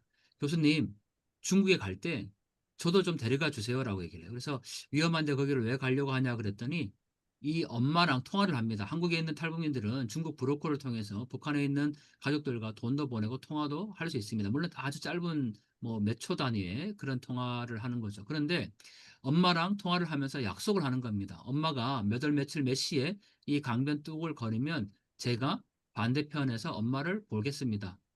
그게 이 아이가 중국에 가려고 했던 이유입니다. 여기 보면 한겨울에 지금 이렇게 바닷가에 같이 갔는데 저 바다에 첨벙 뛰어들어서 이 아이가 외쳤던 첫 마디는 엄마입니다. 그래서 저는 통일은 엄마다라고 얘기를 합니다. 여러분들 우리가 하나만 더 가족의 사연을 소개하겠습니다. 이 젊은 부부가 초등학교 6학년 된 아이를 데리고 탈북을 했습니다. 탈북을 할 때 뒤에 보는 어머니죠. 네. 친정 어머니가 바라보고 있는데 이 엄마는 뒤를 돌아보지 못합니다. 왜냐하면 친정 엄마를 두고 떠나기가 너무나도 마음이 아팠기 때문이죠. 그래서 내가 한국 가서 잘 정착한 다음에 엄마를 모시러 다시 오겠다라고 생각하고 뒤도 돌아보지 않고 그렇게 6학년 된 초등학교 딸아이를 데리고 탈북을 했습니다. 와서 이 세 아이의 세 명의 이 브로커비 6천만 원 정도가 되는 브로커비도 갚았고 또 잘 정착을 했습니다. 이 아이입니다. 이 아이가 지금 미국의 인디애나 블리밍턴 대학교에 있는 인디애나 대학을 다니고 있습니다. 이 아이가 미국까지 대학을 갈 수 있었던 지금 3학년인데 갈 수 있었던 이유가 바로 내 꿈이 뭐야 라는 것이었습니다. 부모가 죽음을 무릅쓰고 이 아이와 함께 두만강을 건넙니다. 이 아이가 간증하는 걸 들어보면 두만강을 건널 때 아버지가 기절을 합니다. 그리고 이 아이가 그 두만강이 이제 워낙 물살이 세고 강이 깊으니까 발이 닿지 않아서 아버지한테 이렇게 매달리는 그런 내용도 간증을 했죠. 한국에 와서 숱한 어려움을 겪고 미국까지 대학을 갑니다. 그런데 대학을 미국에 가려고 했던 이유가 북한에 있을 때는 그 누구도 자신에게 내 꿈이 뭐야? 라고 물어보지 않았다라는 겁니다. 너 나중에 커서 뭐가 될래? 라고 물어보지 않았다라는 거죠. 한국에 와서 너 꿈이 뭐야? 라고 질문을 받았고 자기가 꿈꾸기 시작했다라는 겁니다. 그래서 미국에 있는 대학에 갔고 이 아이가 1학년, 2학년까지는 이 부모들이 그동안 벌어둔 돈으로 그렇게 잘 학교를 다녔습니다. 이 아이가 이번에 지금 3학년으로 이제 진급을 했는데 한국에 방학 때 들어왔을 때 3학년으로 들어갈 이제 등록금이 없었습니다. 그래서 한국에 와서 다시 이제 이번 9월에 3학년으로 들어갈 그 비행기표를 끊지 않고 들어왔습니다. 돈이 없으니까. 그래서 저희가 한국에서 함께 기도하면서 이 아이의 장학금 모금을 했습니다. 놀랍게도 8,000원, 한국의 커피값이 한 4,000원 정도 됩니다. 한 3불 정도 되는데 그 커피값 한 잔 정도만 아끼면 우리가 8,000원, 두 잔이면 8,000원인데 왜 8,000원씩 한 사람이 8,000원만 저희가 장학금을 달라고 모금을 했냐면 이 아이의 1년 등록금이 8천만 원이었습니다. 한국 돈으로 8천만 원. 그래서 8,000원씩 우리가 10,000명을 모으면 8천만 원이 되겠다라고 그렇게 기도한 겁니다. 제가 우리 김명래 총무님께서 한국에 오셨을 때 전국 그 여선교회 그 성도님들이 계시던 자리에서 이 말씀도 드렸습니다. 제가 곳곳에 교회 갈 때마다 도와달라고 이 아이를 꼭 3학년 진급을 해서 졸업할 수 있게 해달라고 그렇게 기도를 드렸고 또 도움을 요청했습니다. 그런데 놀랍게도 이 아이가 지금 3학년으로 가서 공부를 하고 있습니다. 하나님께서 등록금을 채우셨는데 그때 그 여성교회 전국연합회 때도 수많은 분들이 그렇게 강의가 끝나자마자 그 이 아이의 통장으로 그 장학금을 보내주셨습니다. 하나님께서 정확하게 얼마를 채우셨냐면 8,560만 원을 채우셨습니다. 8천만 원 등록금과 560만 원은 이 아이가 오갈 수 있는 항공료와 이 아이가 1년 동안 기숙사에서 먹을 수 있는 그 식비였습니다. 다 그 금액을 맞춰주신 겁니다. 누가 했습니까? 정말 8,000원씩, 8만 원씩 그렇게 작은 금액들을 함께 나누어 준 많은 분들 때문에 이 아이는 3학년을 지금 다니고 있습니다. 한 부모가 이 아이의 자녀의 교육을 위해서 그렇게 목숨을 걸고 여기까지 왔고 이 아이는 꿈을 꾸기 위해서 그렇게 갔습니다. 수많은 사람들이 자기를 도와줬다라는 사실을 알고 있기 때문에 지금도 새벽기도에 가서 그렇게 자기의 비전을 나누고 하나님 앞에 무릎을 꿇는 아이가 성장하고 있습니다. 저희가 미국에 보낼 때 이 아이 혼자 갔습니다. 얼마나 많은 걱정이 있었겠습니까? 하지만 하나님 안에서 자기를 지원하고 기도해주는 수많은 사람들이 뒤에 있다는 사실을 알고 있기 때문에 이 아이는 시간을 1분 1초도 허투루 쓰고 있지 않습니다. 좀 안타까운 것은 이 아이의 부모님이죠. 외할머니죠. 엄마가 한국에 와서 자신의 엄마를 이제 데리고 오는 과정에서 이 할머니가 돌아가시게 됩니다. 왜냐하면 그 탈북하는 과정에서 그 이 대기하고 있다가 연탄가스, 탄가스를 마시고 사망하게 되죠. 어머니가 늘 얘기합니다. 자신은 자신의 딸을 위해서 한국까지 왔는데 정작 그 어머니의 돌아가시는 모습을 뵙지 못하고 그게 지금 한이 되어 있죠. 통일이 되면 꼭 그 어머니의 묘지를 쓰는 것이 자신의 소원이라고 얘기를 합니다. 이 엄마가 이 아이를 미국에 보낼 때 저에게 이렇게 얘기했습니다. 우리는 돈이 없습니다. 그런데 이 아이를 보낼 수 있을까요? 라고 얘기했을 때 이렇게 제가 얘기했습니다. 한국에서 누군가가 특히 탈북민 청년이 공부하겠다는데 나는 반드시 그 길이 열릴 것이다 라고 그렇게 얘기를 했고 이 엄마는 자기가 북한에 있을 때는 신분 때문에 대학을 다닐 수가 없었습니다. 그런데 한국에 와서 돈 때문에 대학을 못 보낸다면 얼마나 그게 슬프겠습니까? 라고 얘기를 해서 결국 지금 학교를 잘 다니고 있습니다. 제가 이 말씀을 드리는 이유는 이 아이가 지금 미국에 있기 때문이기도 하지만 우리가 생각하는 어떤 불가능한 일들은 하나님의 보시기에는 하나님의 관점에서 보면 그건 불가능이 아니라는 거죠. 어떠한 경우에라도 그 길이 막혔을 때 또 다른 길들을 하나님께서는 열어주셨고 한 사람을 키워내고 있다는 사실입니다. 저는 이 아이가 나중에 커서 자기만을 위한 삶을 살 거라고 생각하지 않습니다. 서로 그렇다고 하더라도 우리는 북한에서 온 누군가 한 사람이 하나님 안에서 새롭게 태어났고 그 새로운 삶 가운데 다른 누군가를 위해서 또 살아갈 수 있다는 것을 이 아이를 통해서 우리가 경험할 수 있다는 거죠. 그래서 저는 우리 성도님들께 질문 드립니다. 여러분들이 지금 갖고 있는 기도의 제목은 무엇입니까? 지금 우리는 무엇을 위해서 기도하고 있습니까? 혹시 여러분들 중에 이런 기도 제목이 있습니까?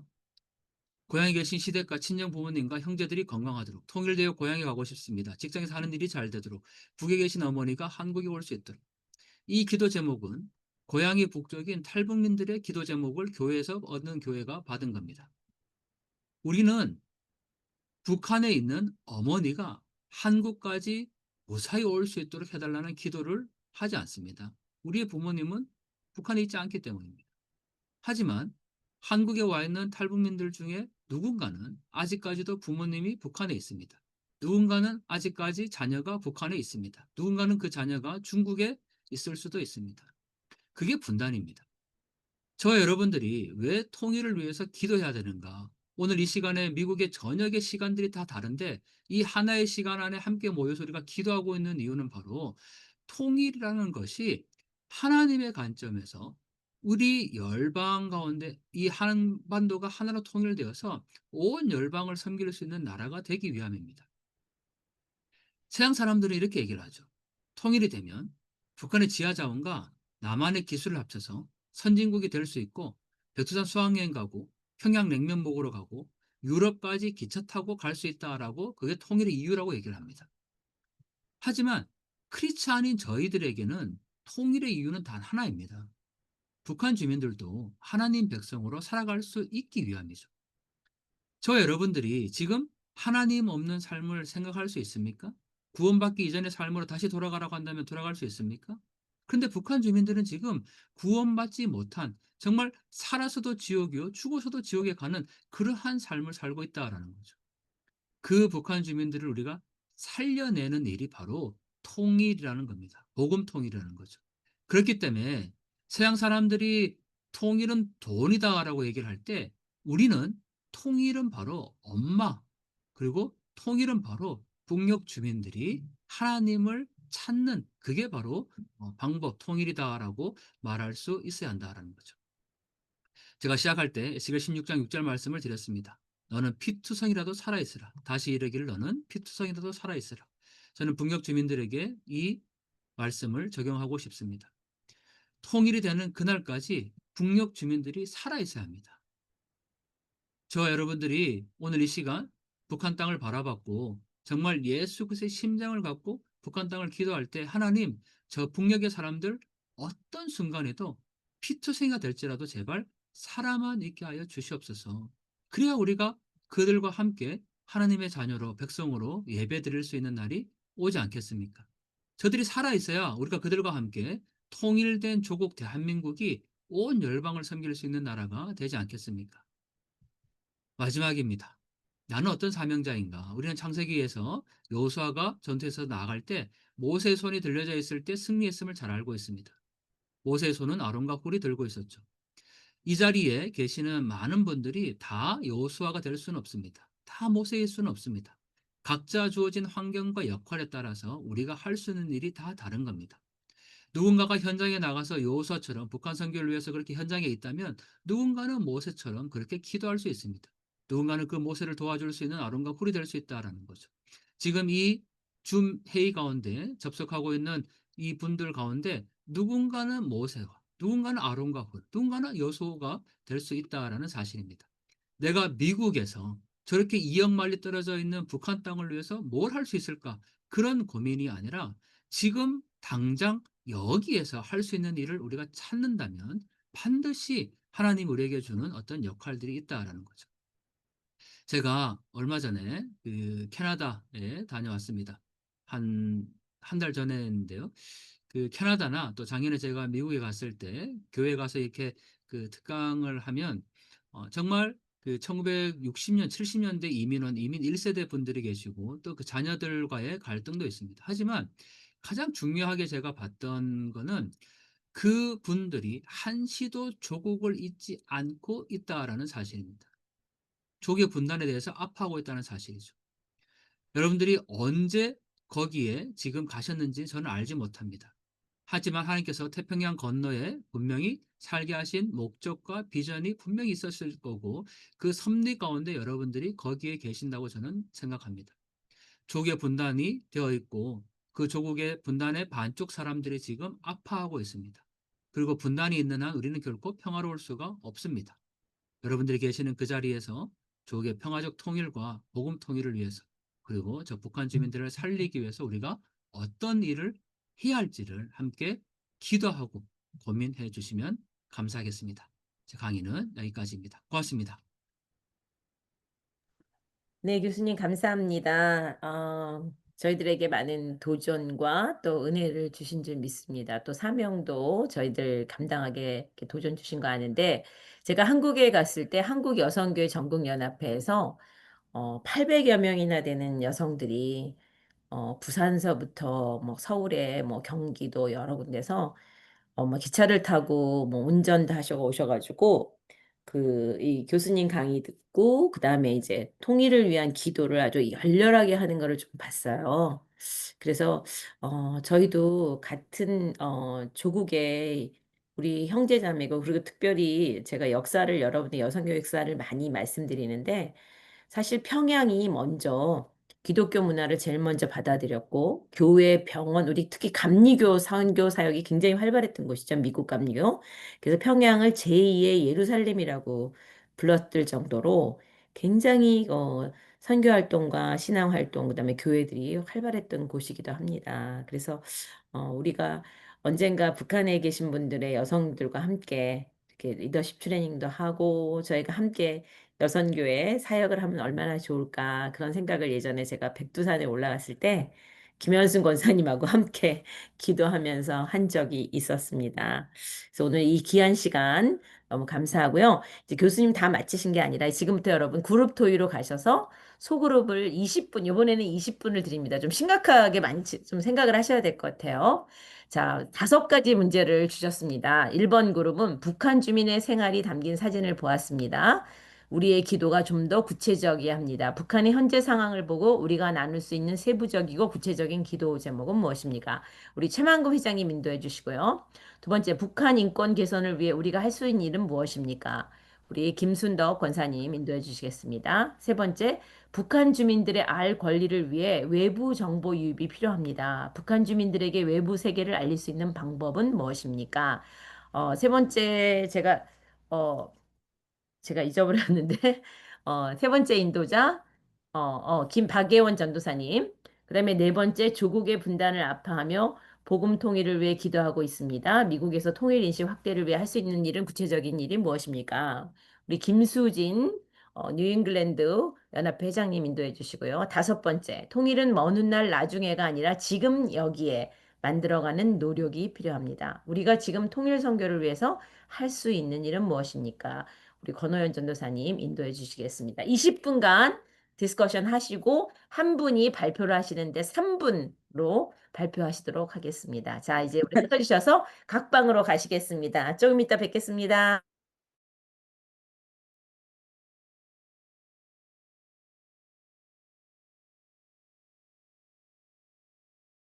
이야기를 해주시고 그것이 끝나면 이제 우리 강동환 교수님께서 저희들의 이야기를 들으신 걸 가지고 또 거기에 대한 얘기도 하시고 여러분들이 질문도 하시고 이러면서 나중에 결론을 내리시는 그런 쪽으로 하겠습니다. 강의 시간이 너무 짧아서 한국 같으면 앉아서 들으시면서 이렇게 우리가 다 할 수 있지만 줌으로 하는 거기 때문에 저희가 전체 시간을 2시간을 넘길 수가 없어요. 그래서 이렇게 했으니까 이해하시기 바랍니다. 자, 발표하시겠습니다. 첫 번째 그룹 우리 최만금 회장님 그룹 발표해 주시기 바랍니다. 질문도 얘기하시고 모아진 이야기를 해주십시오. 네. 저희가 뭐, 의논은 많이 했는데요. 네. 이게 생각보다 쉽지가 않네요. 저기, 린다 군사님, 그 좀 적어 보셨어요? 아까 보신다 그러더니. 린다 권사님. 안 계신 거 아니에요? 안 나오시네. 아니야, 계세요. 지금 계시는데. 시간이 없습니다. 빨리 해주세요. 그러면 1번은 좀 이따 하세요. 지금 준비가 안 된 것 같으니까 네, 빨리 예. 다시 하고. 자, 2번 북한 인권 개선을 위한 거. 2번에 우리 인도자 누구세요? 김순덕 권사님 발표해 주십시오. 마이크 키세요. 마이크. 네.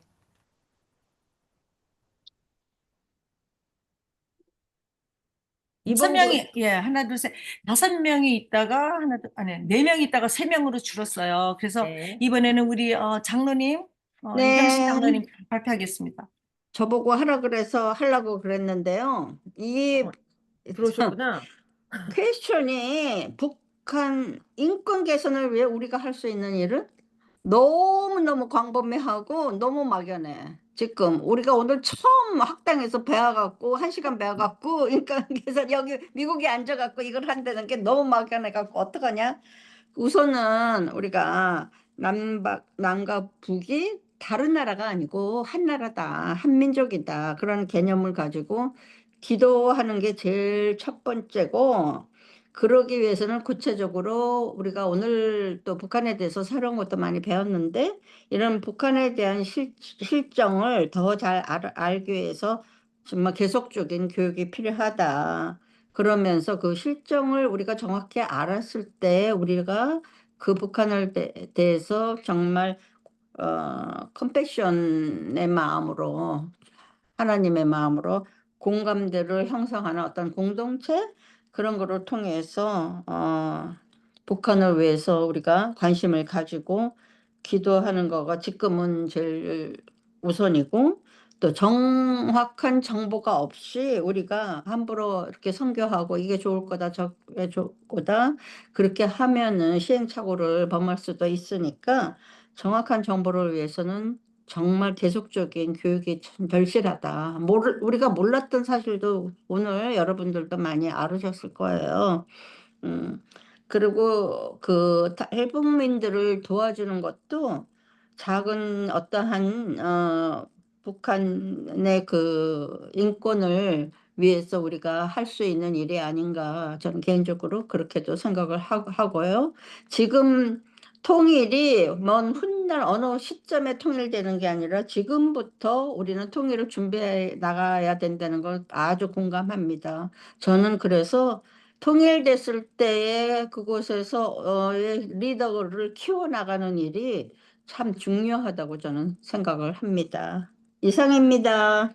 네, 감사합니다. 네, 자, 그룹 3, 우리 박예원 전도사님 발표해 주세요. 네, 저희 질문은 북한 주민들의 알 권리를 위해 외부 정보 유입이 필요합니다. 북한 주민들에게 외부 세계를 알릴 수 있는 방법은 무엇입니까?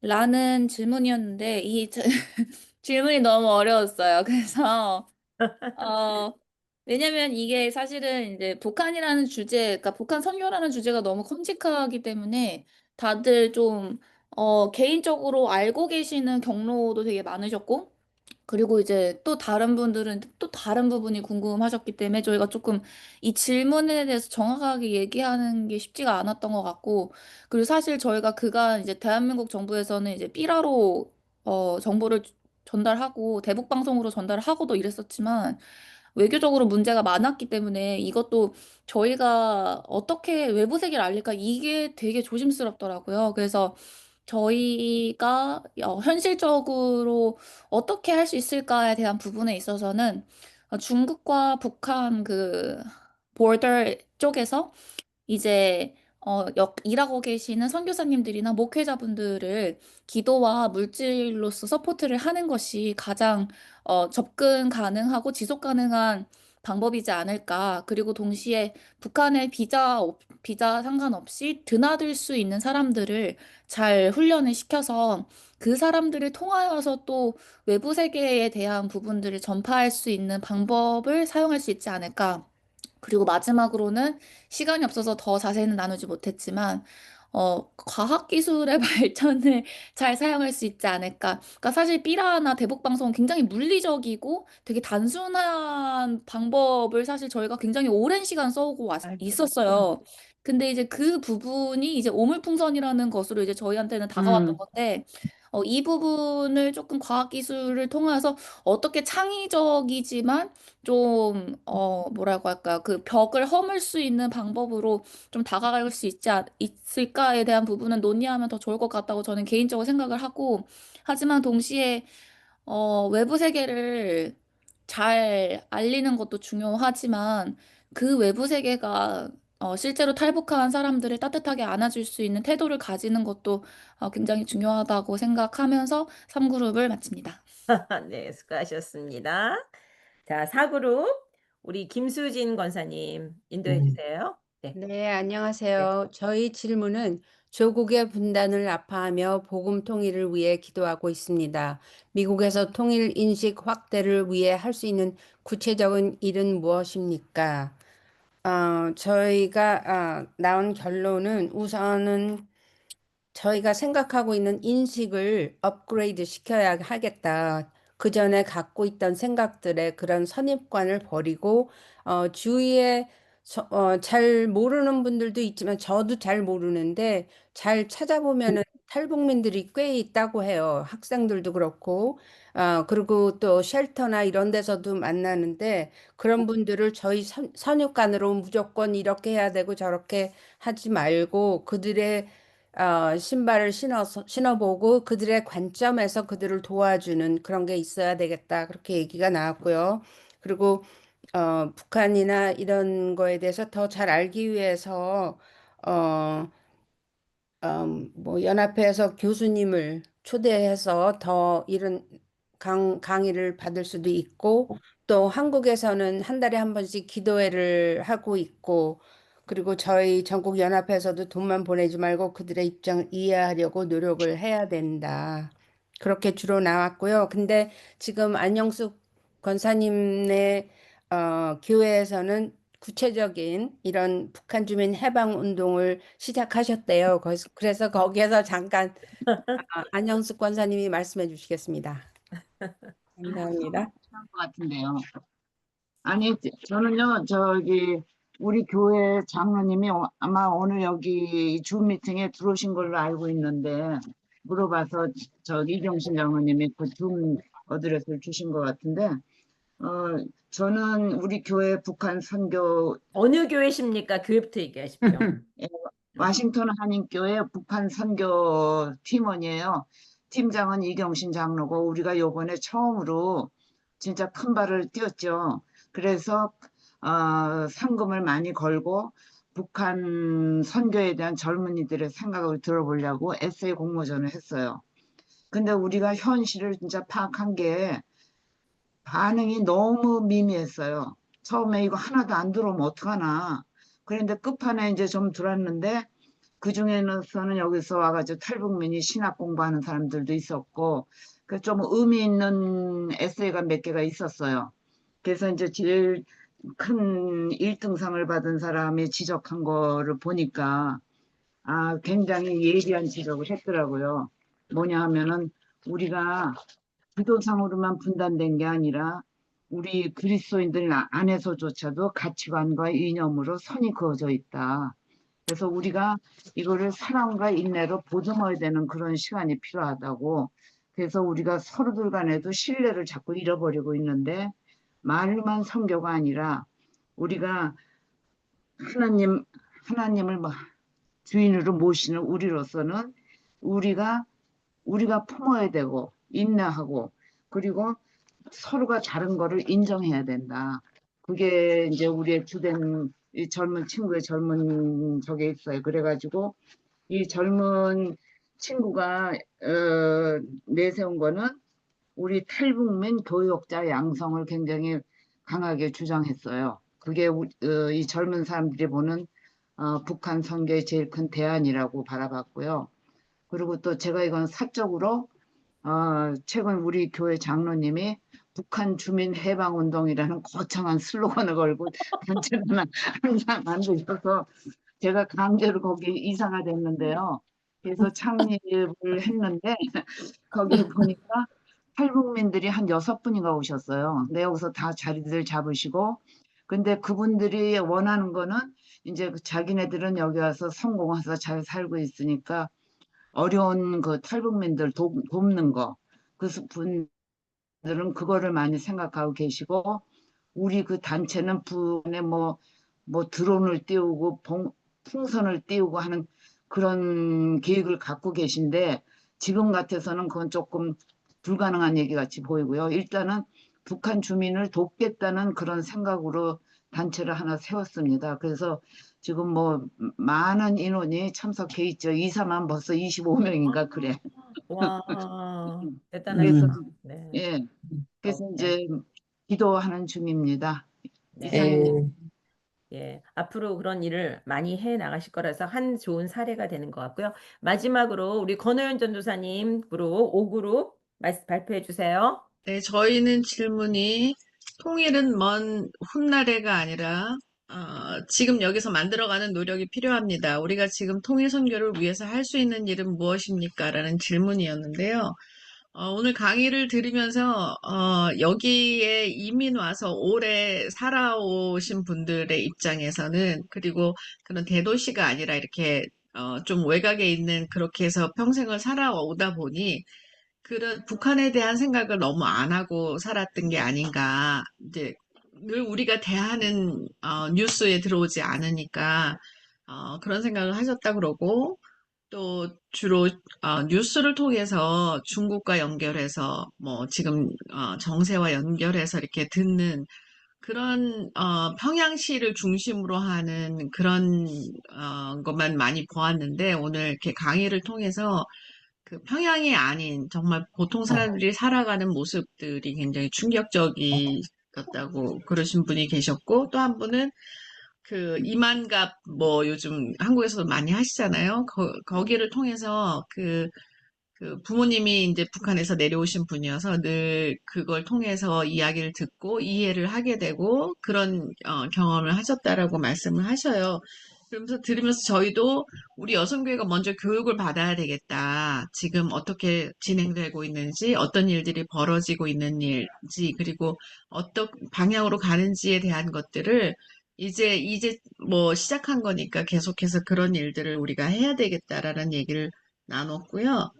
또, 우리가 실제적으로 아마 할 수 있는 일은 탈북민들을 돕는 저희가 전도부인 사역으로 중국에 가서 했을 때, 휘너면에 가서 했을 때, 거기를 10년 이상 서포트했던 이유 중에 하나가, 김명래 사무총장님도 얘기를 하셨지만, 거기 계신 분들은, 친척이나 아니면 이렇게 북한으로 왔다 갔다 하실 수 있는 그런 기회가 있으신 분들이 거기 전도사님들도 계시고 그래서 그분들을 끊임없이 우리가 서포트하고 가리키고 해서 그분들이 북한으로 가셨을 때 역할을 하실 수 있지 않을까.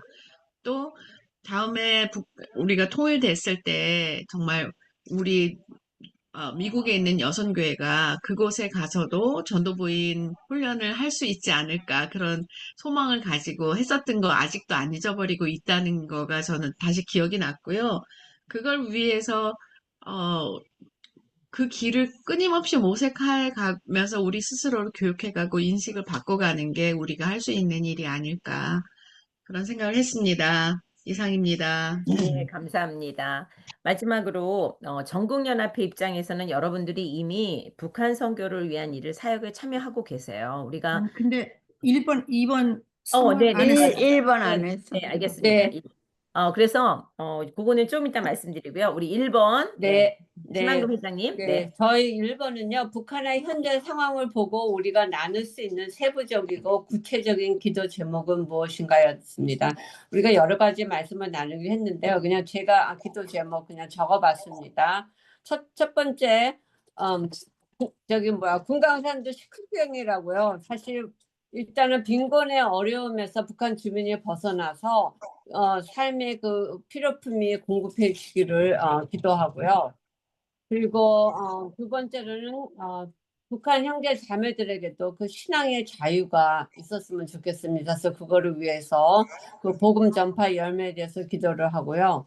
그리고 조금 아까 저기 교수님이 말씀하시고 대학생의 그 꿈에 대해서 몰랐다고 말씀하셨는데요. 북한 주민들 자체도 그 꿈과 그 희망을 갖고 그 새로운 그 삶을 원하는 마음을 품었으면 좋겠어요. 그래서 그거를 위해서 저희가 기도하고 그리고 네 번째는 물론 이게 정말 필요하죠. 그 억압에서 해방이 되어서 정말 그 북한의 그 하나님의 정의와 평화가 그 땅에 뿌려지기를 그리고 마지막으로 우리가 끊임없이 정말 북한의 주민을 위해서 그 통일을 위해서 기도를 해야 되겠다 그렇게 생각했습니다. 네. 이상입니다. 하나 더 애드할 거는 네. 지금 어린애 4살서부터 그렇게 김정은이 수령이라고 믿고 브레인워시 시키는 네. 그 체계가 무너져야 되는데 북한 땅에서 김정은 3대 세독 독재 우상화된 거가 속히 무너지고 또 하나님을 경외하고 또 지도자들이 양심적으로 진짜 북한이 얼마나 세계에서 폐쇄된 국가인지 진짜 깨달아야 되고 또 그들이 하는 양심적으로 진짜 하나님 앞에 무너져야지 된다고 우리가 열심히 기도해야 된다고 합니다. 네. 네, 그 사람들이 감사합니다. 무너져야지 그 밑에 있는 어른들이 깨게 되고 또 아이들한테 그런 브레인워시 된 교육을 안 시킬 거 아닙니까? 네, 감사합니다. 네, 네. 여러분들이 정말 이렇게 훈련이 탁 되셔갖고 3분 동안 탁탁탁 발표하시는 이 능력은 아주 너무나 감사를 드리고 탐복을 합니다. 그런데 아까도 제가 말씀드린 우리 전국연합회가 우리가 국군 포로 자녀들이 500여 명이 탈북해서 한국에 계시는데 그 중에 이준 목사님 소망교회, 주소망교회와 거기에서 자라는 그 탈북 여성들이 원치 않아서 낳은 아이들, 탈북 과정에서 그 아이들을 사실 저희가 돕고 있어요. 근데 권호연 전도사님이랑 저랑 수련회 갔다가 우리가 너무 힘들어서 여기 정말 못하겠다. 그런데 지금 와서 생각해 보니까 저희 입장에서 모든 걸 다 끌고 갔고 그분들의 이야기를 더 많이 들어야 된다는 거. 그런데 그분들이 원하는 거는 우리도 똑같은 사람이라는 거. 단지 그런 환경에서 왔다는 그런 거에 대한 차별을 원치 않았어요. 그래서 오늘 좋은 이렇게 말씀을 해주신 것 같습니다. 자, 이 시간 우리 강동원 교수님 나오셔서 우리 발표 들으시고 또 느끼셨던 점도 얘기하시지만 여러분이 또 직접 질문도 해주셔서 우리가 그 시간 갖고 그리고 마무리를 또 결론을 내주시겠습니다. 네. 교수님 나오세요. 네. 네, 사실, 네, 그 질문이 굉장히 어려웠을 텐데, 또 그 질문 어려움에 비해서 굉장히 많은 고민과 또 답변을 너무 잘 해주신 것 같습니다. 제가 짧게만 그냥 코멘트하고, 오히려 안 질문들을 좀 들려요. 네, 짧게만 코멘트하고, 네, 네. 그 질문을 받으면 좋겠는데, 그 1그룹은 구체적인 기도, 사실 주신 6가지 기도 제목들은 지금 북한 선교나 통일을 위해서 우리가 함께 이제 기도하고 있는 제목인 것 같습니다. 빈곤, 또 신앙의 자유, 또 주민들의 그 꿈과 희망, 그리고 또 마지막에 주셨던 그 북한 정권의 부분들까지. 그런데 조금 더 이제 그 북한 기도가 지속적이지 않는 이유가, 이게 그 기도가 물론 이 6가지 기도 제목이 너무나도 이제 필요하고 이건 너무 이제 루틴적으로 가야 되는 거지만, 이제 구체적인 기도 제목인 거죠. 예를 들면 이런 겁니다. 오늘 저희가 그 강의를 이제 함께 나눴는데, 이 장마당에서 정말 물건이 확산이 되고 정보를 알 수 있다면, 하나님 그 장마당이 북한 당국이 통제하고 있는데, 북한 당국의 그 통제하는 사람의 눈은 가려주시고 그 장마당을 통해서 북한 주민들이 더 많은 것들을 알아갈 수 있도록 그 장마당을 활성화 시켜 주십시오. 이런 기도 제목들, 그게 이제 이 어떤 강의를 통해서 나오는 구체적인 기도 제목인 거죠. 또 예를 들면 이런 거 있습니다. 그 북한에서 탈북을 할 때 오늘 이 밤에 압록강과 두만강에 발을 들여서서 오늘 탈북을 계획하고 있는 사람들이 있다면, 하나님 그 길을 한곳까지 무사히 올 수 있게 해달라고 기도하고, 또 탈북의 길이 그 제가 오늘 강의 때는 시간이 없어서 말씀드리지 않았지만 동해안에서 일가족이 목선을 타고 오는 경우도 최근에 있습니다. 그러면 하나님께서 정말 그 뭐 하늘의 북두칠성이나 바람을 일으키셔서 그 방향을 일러주시고 또 파도도 잠재우시고, 그런 기도 제목들이 좀 더 우리에게 지금 필요한 구체적인 기도 제목이다라는 의도로 제가 드렸던 질문이었고요. 또 그 남과 북이 그 한민족이다라는 그런 인식을 가져야 된다는 거, 두 번째 그룹에서 말씀 주신 건 너무나 중요한 것 같습니다. 우리는 어떻게든 하나의 민족이고 하나의 동포라는 사실, 하나의 국가라는 사실은 변함이 없는 건데, 지금 김정은은 계속 그 2개 국가를 주장을 하고 있습니다. 그래서 그런 인식들을 갖고 기도한다는 것도 너무너무 의미가 있을 것 같고, 두 번째 그룹은 아마 북한인과 너무 광범위하다 이렇게 말씀 주셨는데 전적으로 동감하고요. 오늘 특별히 이게 그 오늘 오신 분들이 북한 뭐 복음 통일 어떤 아카데미나 이런 게 아니라, 아마 그 북한과 직접적인 관련이 없는 분들이 대부분이시다 보니까 조금은 어려웠지 않나. 하지만 제가 어려운 질문에도 불구하고 명쾌히 그 답변을 잘 찾아주신 것 같다라는 생각이 들고요. 특히나 그 북한 실상을 알기 위해서 교육이 필요하다는 거는 뭐 너무나도 의미가 있는 말씀인 것 같습니다. 또 3그룹에서 말씀 주신 그 알 권리, 그 북한 선교의 그 큰 주제인데요. 그 북중 국경에서 선교사를 지원하는 방법도 굉장히 좋은 방법인 것 같고, 특히나 그 과학기술 말씀 주셨는데, 제가 놀랐던 게 미국에 가서 그 청년들을 만나서 참 놀랐던 게, 물론 이제 교포 그 자녀들인데요. 한국에서는 말씀 주신 것처럼 뭐 대북 비라나 뭐 이런 것들을 이제 보내고 있는데, 미국 청년들이 그 과학기술의 발전을 통해서, 그러니까 지금 그 뭐 스타링크나 이런 부분들을 통해서 어떻게 하면 북한의 위성을 통해서 그 정보를 들여보는가, 이런 걸 고민하고 있더라고요. 그래서 제가 굉장히 놀랐습니다. 한국의 대학생들은 지금 통일이 필요하냐 마냐 이걸 가지고 논쟁하고 있는 시점인데, 미국의 대학생들 청년들은 이렇게 과학기술의 진화를 통해서 어떻게 이거를 활용할 것인가, 이런 고민들을 했다라는 게 참 저희가 부끄러웠던 기억들이 나는데, 굉장히 좋은 아이디어일 것 같고요. 또 함께 기도해야 될 제목인 것 같고, 그 네 번째 그룹 그 통일인식 확대를 위해서 구체적인 일을 어떻게 해야 될까. 그 가치관과 이념에 따른 뭐 그 갈등이 있는 건 분명히 사실입니다. 그래서 제가 아까 강의 중에 잠깐 진보 보수의 말씀을 드린 건데요. 근데 하나님의 관점에서 북한을 보면 됩니다. 그러면 정말 가치관과 이념 가지고 우리가 그 논쟁할 일이 없고, 아까 주신 말씀 가운데 특히 그들의 신발을 신고 해야 된다라는 표현들이 너무나도 정말 의미가 있는 말씀이지 않을까. 그 표현 참 의미가 있다라는 생각이 듭니다. 마지막으로 5번째 그룹에서 말씀 주셨던 거, 미국에서 할 수 있는 일, 구체적으로 이제 뭘 해야 될까 이 말씀을 주셨는데요. 북한에 대한 시각을 이제 잘 모르고 계신다라는 부분들이죠. 그래서 특히나 이제 그 평양이 아닌 일반적인 주민들의 삶을 사진을 통해서 이제 보셨다고 하셨는데, 저도 같은 고민입니다. 늘 한국에서도 평양의 일부 모습들이 북한에 전체적으로 간주가 되고 있어서 그게 좀 아쉽기 때문에 이 작업들을 하게 된 거니까요. 우리가 좀 더 관심을 갖고 북한 주민들의 살아가는 그 실상들을 파악하고 그 바탕 위에서 무엇을 할 수 있는가를 좀 찾아가면 좋겠습니다. 네, 고맙습니다. 네. 자, 이 시간에는 이제 또 이거 외에 또 혹시 질문이 있으시면 우리 교수님께 또 질문하셔서 우리가 한 10분 정도 시간이 될 것 같아요. 그래서 네. 네, 우리 회장님, 최만금 회장님 말씀해 주세요. 네, 교수님께서 아주 젊고 잘생기셨는데요. 고맙습니다. 젊으신 분이 이렇게 북한에 대한 관심을 왜 어떻게 갖게 되셨는지 좀 알고 싶습니다. 네, 많은 분들이 그 질문을 주십니다. 부모님이 실향민이 아니냐 이렇게 이제 말씀하시는데, 네, 실향민 부분은 전혀 아니시고, 네. 저는 한 사람의 영향이 굉장히 중요하다고 늘 경험을 하는데요.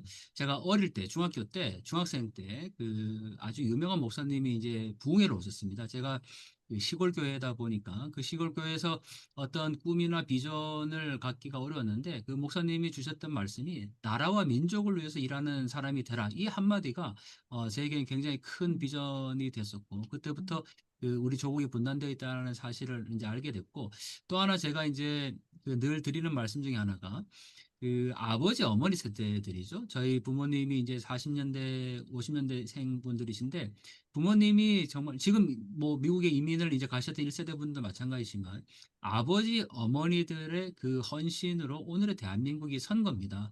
그러니까 그 소위 말하는 산업화 세대 분들이죠. 6.25 전쟁 이후에 그 피난민들의 삶 가운데서, 그리고 그 이후에 또 중동의 모래바람 맞으면서 건설 현장에, 베트남의 전쟁에, 그리고 또 독일의 강부와 간호사로, 그리고 지금 미국의 그전 세계에 흩어져 있는 그렇게 이민을 가신 분들이 그러한 그 경제적인 힘으로 오늘의 대한민국이 사실 풍요롭게 된 거고, 또 저희 형님 누님 세대들이죠. 뭐 그분들에 의해서 또 민주화가 이루어졌다면 그 다음 세대가 바로 저희 세대거든요. 소위 말하는 지금 저는 50대 초반인데, 그 아버지 어머니들의 산업화, 형님 누님의 민주화 세대의 그 풍요로움을 다 받고 난 세대들이죠. 저희는 조국을 위해서 아무것도 한 게 없는 세대입니다. 그래서 우리 세대에서 그러면 뭘 해야 될까 고민하다가, 그러면 그 아버지 어머니 산업화, 형님 누님의 민주화 세대라면 이제 우리가 통일 세대가 돼야 된다라는 그런 비전들을 갖게 됐고, 그 길을 지금 계속 가고 있습니다. 고맙습니다. 네.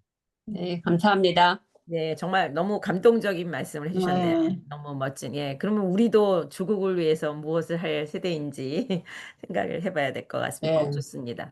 예, 또 다른 분 질문 있으세요? 질문. 그러면 제가 생각하신 동안 하나 질문 드릴게요. 요즘에 그 탈북하는 것이 굉장히 어렵다는 얘기를 들었어요. 다 맞고 총살하고 이렇게 맞겠다는데, 그래도 지금 그 탈북해서 오실 수 있는 방법이 있는지요, 교수님? 아니면 하고 네. 계신지요? 말씀 주신 대로 그 탈북을 일단 기존의 탈북 루트는 압록강 두만강을 건너서 중국까지 와서 중국에서 베트남, 미얀마, 라오스를 거쳐 태국으로 와야 한국으로 오는 구조였습니다.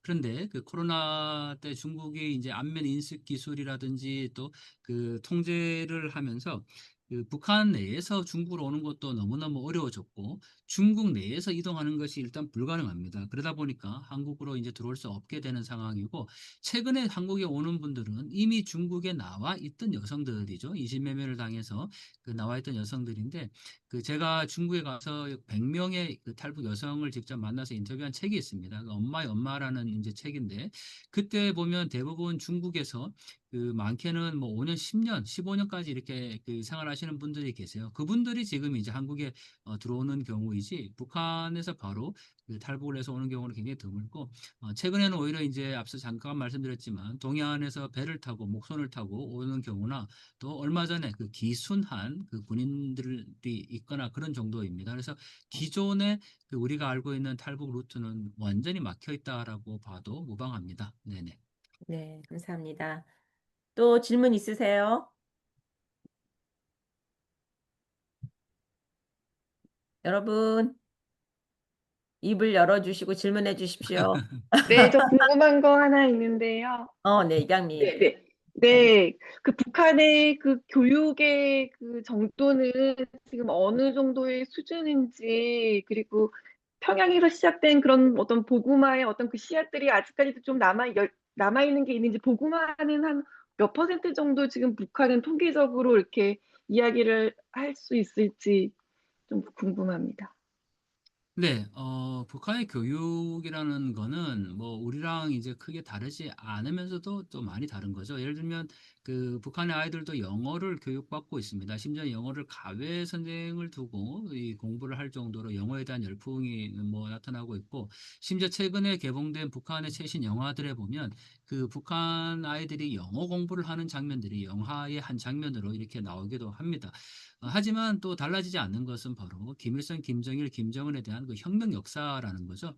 김일성, 김정일 혁명 역사라는 과목들은 뭐 대한민국에서는 전혀 배우지 않는 거고, 역사 과목 가운데 김일성, 김정일의 혁명 역사가 있다라는 사실은 아마 남북한 교육에서 가장 큰 차이이지 않을까라고 생각이 들고요. 무엇보다 북한의 교육이라는 것은 사회주의형 인간을 만드는 교육입니다. 그러니까 제가 통일을 왜 빨리 해야 되냐라는 질문들을 받으면 늘 이렇게 대답하는데, 시간이 가면 갈수록 한 사람이 태어나서 공산주의형 인간, 사회주의형 인간으로 계속 개조가 되고 있다라는 사실이죠. 그게 바로 북한의 교육 때문이기 때문에 우리가 한시라도 빨리 통일을 해야 된다라는 답변을 늘 이제 드리는 거고, 또 하나 이제 많은 분들이 수치를 굉장히 많이 말씀들 하세요. 특히 기자분들은 뭐 북한에 예를 들면 정보가 들어가면 얼마나 많은 사람들이 한국의 영화나 드라마를 접했냐 뭐 이렇게도 이제 퍼센테이지를 얘기를 하는데, 기독교의 수를 퍼센테이지로 보는 거는 거의 불가능하다고 봅니다. 파악할 수도 없고, 또 북한 당국이 그러한 통계 자체가 뭐 종교뿐만 아니고 어떠한 통계도 그거를 신뢰할 수 없기, 객관화할 수 없기 때문에, 다만 지하교회를 통해서 이루어졌던 신앙의 뿌리가 여전히 남아 있고, 또 최근은 아니지만 중국에서 교육받았던 탈북민 신학생들이 다시 북한으로 들어가서 뭐 신앙 선교 활동을 한 사례들도 있고, 그분이 다시 탈북한 경우도 있기 때문에 신앙의 뿌리가 남아 있다라고 정도 이렇게 볼 수가 있을 것 같습니다. 네. 네, 감사합니다. 예, 김순덕 권사님. 네. 오늘 정말 강의 너무 감사합니다.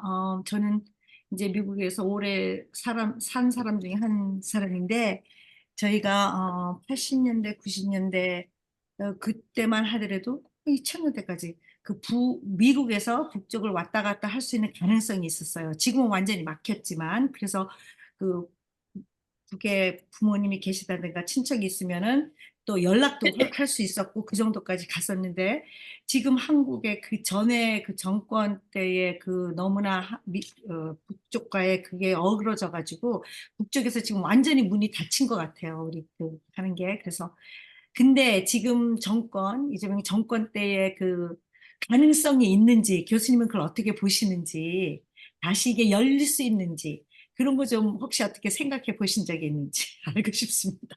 네, 제가 그렇지 않아도 이제 미국이나 이쪽에 가보니까 미국 국적을 가지고 북한에 들어가셨던 분들이 많이 있습니다. 저도 평양에 갔을 때 그때가 딱 그 시기가 겹쳤던 때였거든요. 그러니까 미국의 교포분들, 또 저희 같은 한국 사람들도 갈 수 있는 기회가 있었는데 지금 완전히 끊긴 상황이죠. 사실 지금 이 재외동포 사회에서 특히 미국이나 캐나다를 중심으로 북한에 뭔가 물자를 보내거나 과거처럼, 또 북한에 내가 직접 뭐 가서 뭔가를 이렇게 하기 때문에 선경금을 거둔다면 사실 그거는 조금 지금 맞지 않습니다. 거의 불가능한 일이거든요. 왜냐하면 미국 당국도 지금 북한을 여행 금지 구역으로 지정을 해놓은 상태이고, 또 지금 한국에서도 김정은이 두 개의 국가를 주장을 하고 있습니다. 그래서 한국을 계례라고 주적이라고 지금 명시를 했기 때문에 그 북한에서 어떤 과거에 접촉할 수 있었던 재외동포위원회라든지 이런 곳과 접촉을 할 수 있는 상황이 지금은 아닙니다. 그렇기 때문에 뭐 북한의 어떤 그 기관과 미국에 있던 어떤 단체가 지금 그 협약을 맺어서 뭐 우리가 북한에 뭔가를 보내고 갈 수 있다 이렇게 얘기하는 건 거의 불가능하다고 보면 됩니다. 예, 그 정도로 지금 남북 관계가 꽉 막혀 있고 북한은 더군다나 김정은은 한국을 이제 한국이라고 표현하지 않습니다. 그러니까 남한이라고 그 뭐 이 같은 민족 나라라고 생각하고 있지 않기 때문에 앞으로 당분간은 이러한 그 교류 협력 대화는 굉장히 좀 막혀 있지 않을까. 다만 지금 이제 정부에서는 교류 협력을 이제 강조하고 있기 때문에 계속 메시지를 내고 있지만 당분간 북한은 절대 그거를 받을 가능성도 없고 또 김정은의 교시라는 것은 북한에서 가장 우선합니다. 그런 경우이기 때문에 그 하부 조직들이 뭐 외부 단체 또는 뭐 한국에 있는 단체와 접촉을 개별적으로 한다라는 것은 거의 어렵다라고 볼 수 있습니다. 네. 감사합니다. 예, 한 분 더 질문 받겠습니다. 이 기회에 여러분 질문해 주십시오. 자양. 네. 제가 최근에 그 어떻게 기회가 돼서 통일과 정확하게 재단 이름이 뭐였는지 기억이 안 나네. 통일과 나눔이었던 것 같아요. 그 서울에 있는 통일과 나눔이라는 재단이 있잖아요. 거기서 어쩌다 보니까 그 책을 받아가지고 지금 읽고 있는데, 여기서 보면은 좀, 통일 의식에 대한 그 통계치가 나와요. 그러니까 저는 아무래도 다음 세대, 그러니까 우리 같은 젊은 사람들이 통일을 위해서 도대체 뭘 알아야 되고 뭘 준비해 놓아야 되는가에 대한 관심을 가질 수밖에 없는 것 같아요. 근데 이제 그렇다 보니 통일에 대한 저희의 지금 인식을 통계치로 보면 2007년도에는 63%가 필요하다라고 했던 것에 비해 2022년도에는 그 숫자가 46%로 줄었습니다. 그러니까 이런 거를 보면 사실 지금 세대 그리고 저희 다음에 지금 현 MZ 세대 같은 경우는 더 이거에 대한 필요성이 낮을 거라고 저는 생각해요. 저 때까지만 해도 통일 방송, 그러니까 그 통일 방송까지는 아니어도 그 이상가족 상봉하는 프로그램을 틀어줬었거든요, 국가에서. 저는 그걸 보고 컸어요. 그래서 저는 그래도 저희 때까지만 해도 이게 필요하다는 거를 교육을 받아서 알았던 게 아니라 그냥 TV를 봐서 아, 그치, 가족끼리 만나는 게 중요하지. 이렇게 인지했던 세대인데 지금은 그런 방송도 보지 않고 그런 것에 대한 목소리도 전혀 듣지 않고 자라나는 이 세대들에게 통일이라는 것들의 중요성을 알려주기 위해서는 무엇이 가장 필요하다고 생각하시는지가 좀 궁금합니다.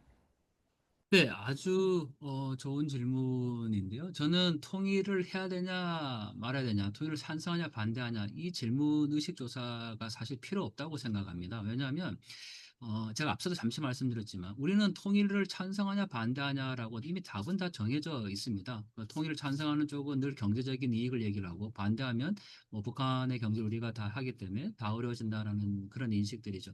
그래서 그 통일 인식 조사를 했을 때 그 정부의 방향에 따라서도 굉장히 이제 달라지기 때문에 저는 그 통계나 뭐 이런 부분들이 굉장히 좀 그 무의미하다라고 생각이 들고 특히 다음 세대를 이제 우리가 통일을 얘기를 할 때 저는 그 제가 지금 마지막으로 이제 드리고 싶은 말씀과 같은 질문이어서 감사한데 일상의 통일을 얘기를 하거든요. 그러니까 저랑 생각이 그 비슷한 게 일상적으로 통일을 우리가 늘 보고 있다면 굳이 통일을 강조할 필요가 없다라는 거죠. 그러니까 늘 그냥 뭐 방송을 통해서 지금 아까 말씀하신 이상가족 세대 그런 것들을 보고 그냥 그게 당연하다고 여겨지면 통일이 필요해 필요하지 않아를 물어볼 필요가 없다라는 겁니다. 그래서 저는 개인적으로 이 공공 디자인이나 또 일상의 통일, 감성 통일 이런 주장을 주로 이제 하는데요. 제가 그 예를 들면 이런 겁니다. 여러분 우리가 그 횡단보도를 건너잖아요. 그러면 횡단보도를 건너는 건 서로가 이제 오가는 거를 이제 얘기를 하는 건데 분단된 국가에서 공공 디자인으로 물론 이제 도로교통법상의 어떤 문제가 있겠지만 그런 특정한 지역만이라도 시범적으로 횡단보도에 뭐 백두산과 한라산을 그려놓고 남북이 서로 오가는 모습들을 만들어 놓으면 돼요. 그러면 일상 가운데서 늘 우리가 통일을 생각할 수 있게 되는 거죠. 그리고 그 일기예보 할 때 지금은 그 북한 날씨 예보를 하지 않습니다. 우리나라에서. 근데 우리나라 뭐 얘기를 하는데 중부지방이라고 표현하는 게, 여러분들 중부지방은 그 한반도 지도를 보면은 서울, 경기, 북부가 중부지방이거든요. 근데 지금 여기 중부지방은 충청도가 중부지방이 되어 버렸어요. 그러니까 그런 인식 가운데서 이미 우리가 그 북한을 배제하고 있다라는 생각이 들고, 또 하나 제가 이제 그 공유를 드리는 게, 이게 제가 쓴 책이거든요. 근데 그 물론 국내 편도 있습니다. 근데 이건 이제 해외 편인데, 뭐 통일의 눈으로 교토를 다시 보다, 몽골을 다시 보다라는 책이고, 그 미국은 제가 애틀란타를 책을 썼습니다. 통일의 눈으로 애틀란타를 다시 보다죠. 사실 애틀란타에 지금 계시는 분이 여기 이제 그 접속해 계시는지 모르겠지만, 여러분들이 계시는 지역 어디라도 통일을 이야기할 수 있는 장소들이 있어요. 그게 유적지를 찾으라는 얘기가 아니거든요. 그러니까 내가 예를 들면 지금 애틀랜타에 살고 있는데 뭐 통일 북한 관련된 유적지가 뭐가 있을까? 없습니다. 사실 미국에 그게 어떻게 직접적으로 있겠어요. 그런데 그 지역에 살고 있는 곳 중에 유명한 관광지나 반드시 그 지역에 오게 되면 들려야 될 곳이 있어요. 예를 들면 제가 애틀랜타에 갔는데 마틴 루터 킹 목사님 있는 박물관이라든지 뭐 코카콜라 박물관도 애틀랜타에 있거든요. 그러면 애틀랜타에 있는 그 코카콜라 박물관에서 그거를 통일로 스토리텔링을 하면 돼요. 그 지금 표지에 보시는 것처럼 이 그 코카콜라 박물관 가서 제가 느꼈던 거는, 아니 전 세계에 코카콜라가 다 들어가고 있다라고 그렇게 그 광고를 하고 박물관에 전시를 다 해놨는데 북한이라는 곳은 없어요. 그러면 통일돼서 북한에 갈 수도 있고 지금도 북한에 그 코카콜라가 들어갈 수 있다라는 거잖아요. 그러니까 그런 관점으로 지역을 다시 해석하면 돼요. 그래서 제가 그 국내에 있는 예를 들면 통일의 눈으로 뭐 서울을 다시 보다, 부산을 다시 보다, 제주를 다시 보다 이런 식으로 이 시리즈를 이어가고 있고, 원래는 통일의 눈으로 미국을 다시 보다 이런 생각이었는데 미국이 너무 크잖아요. 뭐 도시 하나가 미국인데, 그래서 제가 이제 애틀란타만 따로 이제 떼서 썼는데 뭐 앞으로 워싱턴, 그다음에 뭐 시애틀, LA 이런 식으로 이제 다 그 작업을 할 계획이거든요. 그래서 이건 이제 공전대 현재 계신 분이 그 이렇게 이 애틀란타는 이제 거기에서 기도하시는 분하고 같이 이제 책을 낸 건데, 만약에 여기 이런 부분에 이제 좀 관심 있고 같이 하실 수 있는 분이 계신다면 연락 주세요. 그러면 내가 살고 있는 지역을 통일의 눈으로 먼저 해석을 하고 그 지역에 다른 사람들이 와서 똑같은 그 장소들을 통일의 눈으로 보는 거예요, 그냥. 네, 그렇게 일상 가운데 하면 뭐 아이들에게도 좀 더 이렇게 잘 접근할 수가 있다라는 거죠. 그래서 저는 제일 강조하고 있는 것이 일상의 통일입니다. 네, 고맙습니다. 네. 아주 새로운 개념으로 일상의 통일. 참 새롭게 도전을 주신 것 같아요. 우리가 좀 일상의 통일의 눈으로 우리 그 삶의 지역을 다시 한번 들여다봐야 되겠다 하는 생각을 좀 하게 됐습니다. 이제 시간이 많이 지나서 너무 감사합니다. 자, 저희 마무리하겠습니다. 오늘 벌써 22회 학당에 또 오늘은 이렇게 북한 선교에 대한 통일에 대한 것을 또 우리가 한번 가슴에 품어볼 수 있는 하나님의 마음으로 북한을 바라볼 수 있게 해주신 우리 강동원 교수님께 너무 감사드리고, 많지 않지만 우리 여선교회 우리 회원들 이렇게 처음엔 30명이셨는데 지금 23명 되셨지만 이렇게 이 자리에 계신 분들은 그걸 벌써 가슴에 품고 이 자리에 오셨다고 생각합니다. 이제 우리에게 그러니까 던져진 이 도전을 우리가 어떻게 그릇에 담고 이것을 어떻게 나눠주냐 하는 그런 또 문제가 또 우리들에게 또 숙제로 되어지는 거룩한 부담을 또 느끼게 됐네요. 그리고 이제 여기 좀 더 알고 싶으시면 이 강동환 교수님의 강동환 TV 유튜브가 있다 그러시니까 거기 들어가시면 계속 업그레이드가 될 것 같아요. 그래서 혹시 여러분 지역연합에서도 이런 게 관심이 있으시고 그러면 저한테 연락 주셔서 우리가 좀 더 구체적으로 이것을 더 연결돼서 교수님을 통해서 배울 수 있는 기회를 또 마련해 보고자 합니다. 자, 여러분들 늦은 밤까지 너무너무 감사합니다. 우리 내년 학당은 내년 2월에 있겠습니다. 그때 또 23회 학당을 내년에 2월에 또 새로운 주제로 갖고 공부하도록 하겠습니다. 자, 이 시간 우리 마지막으로 북한을 생각하면서 582장 어둠 밤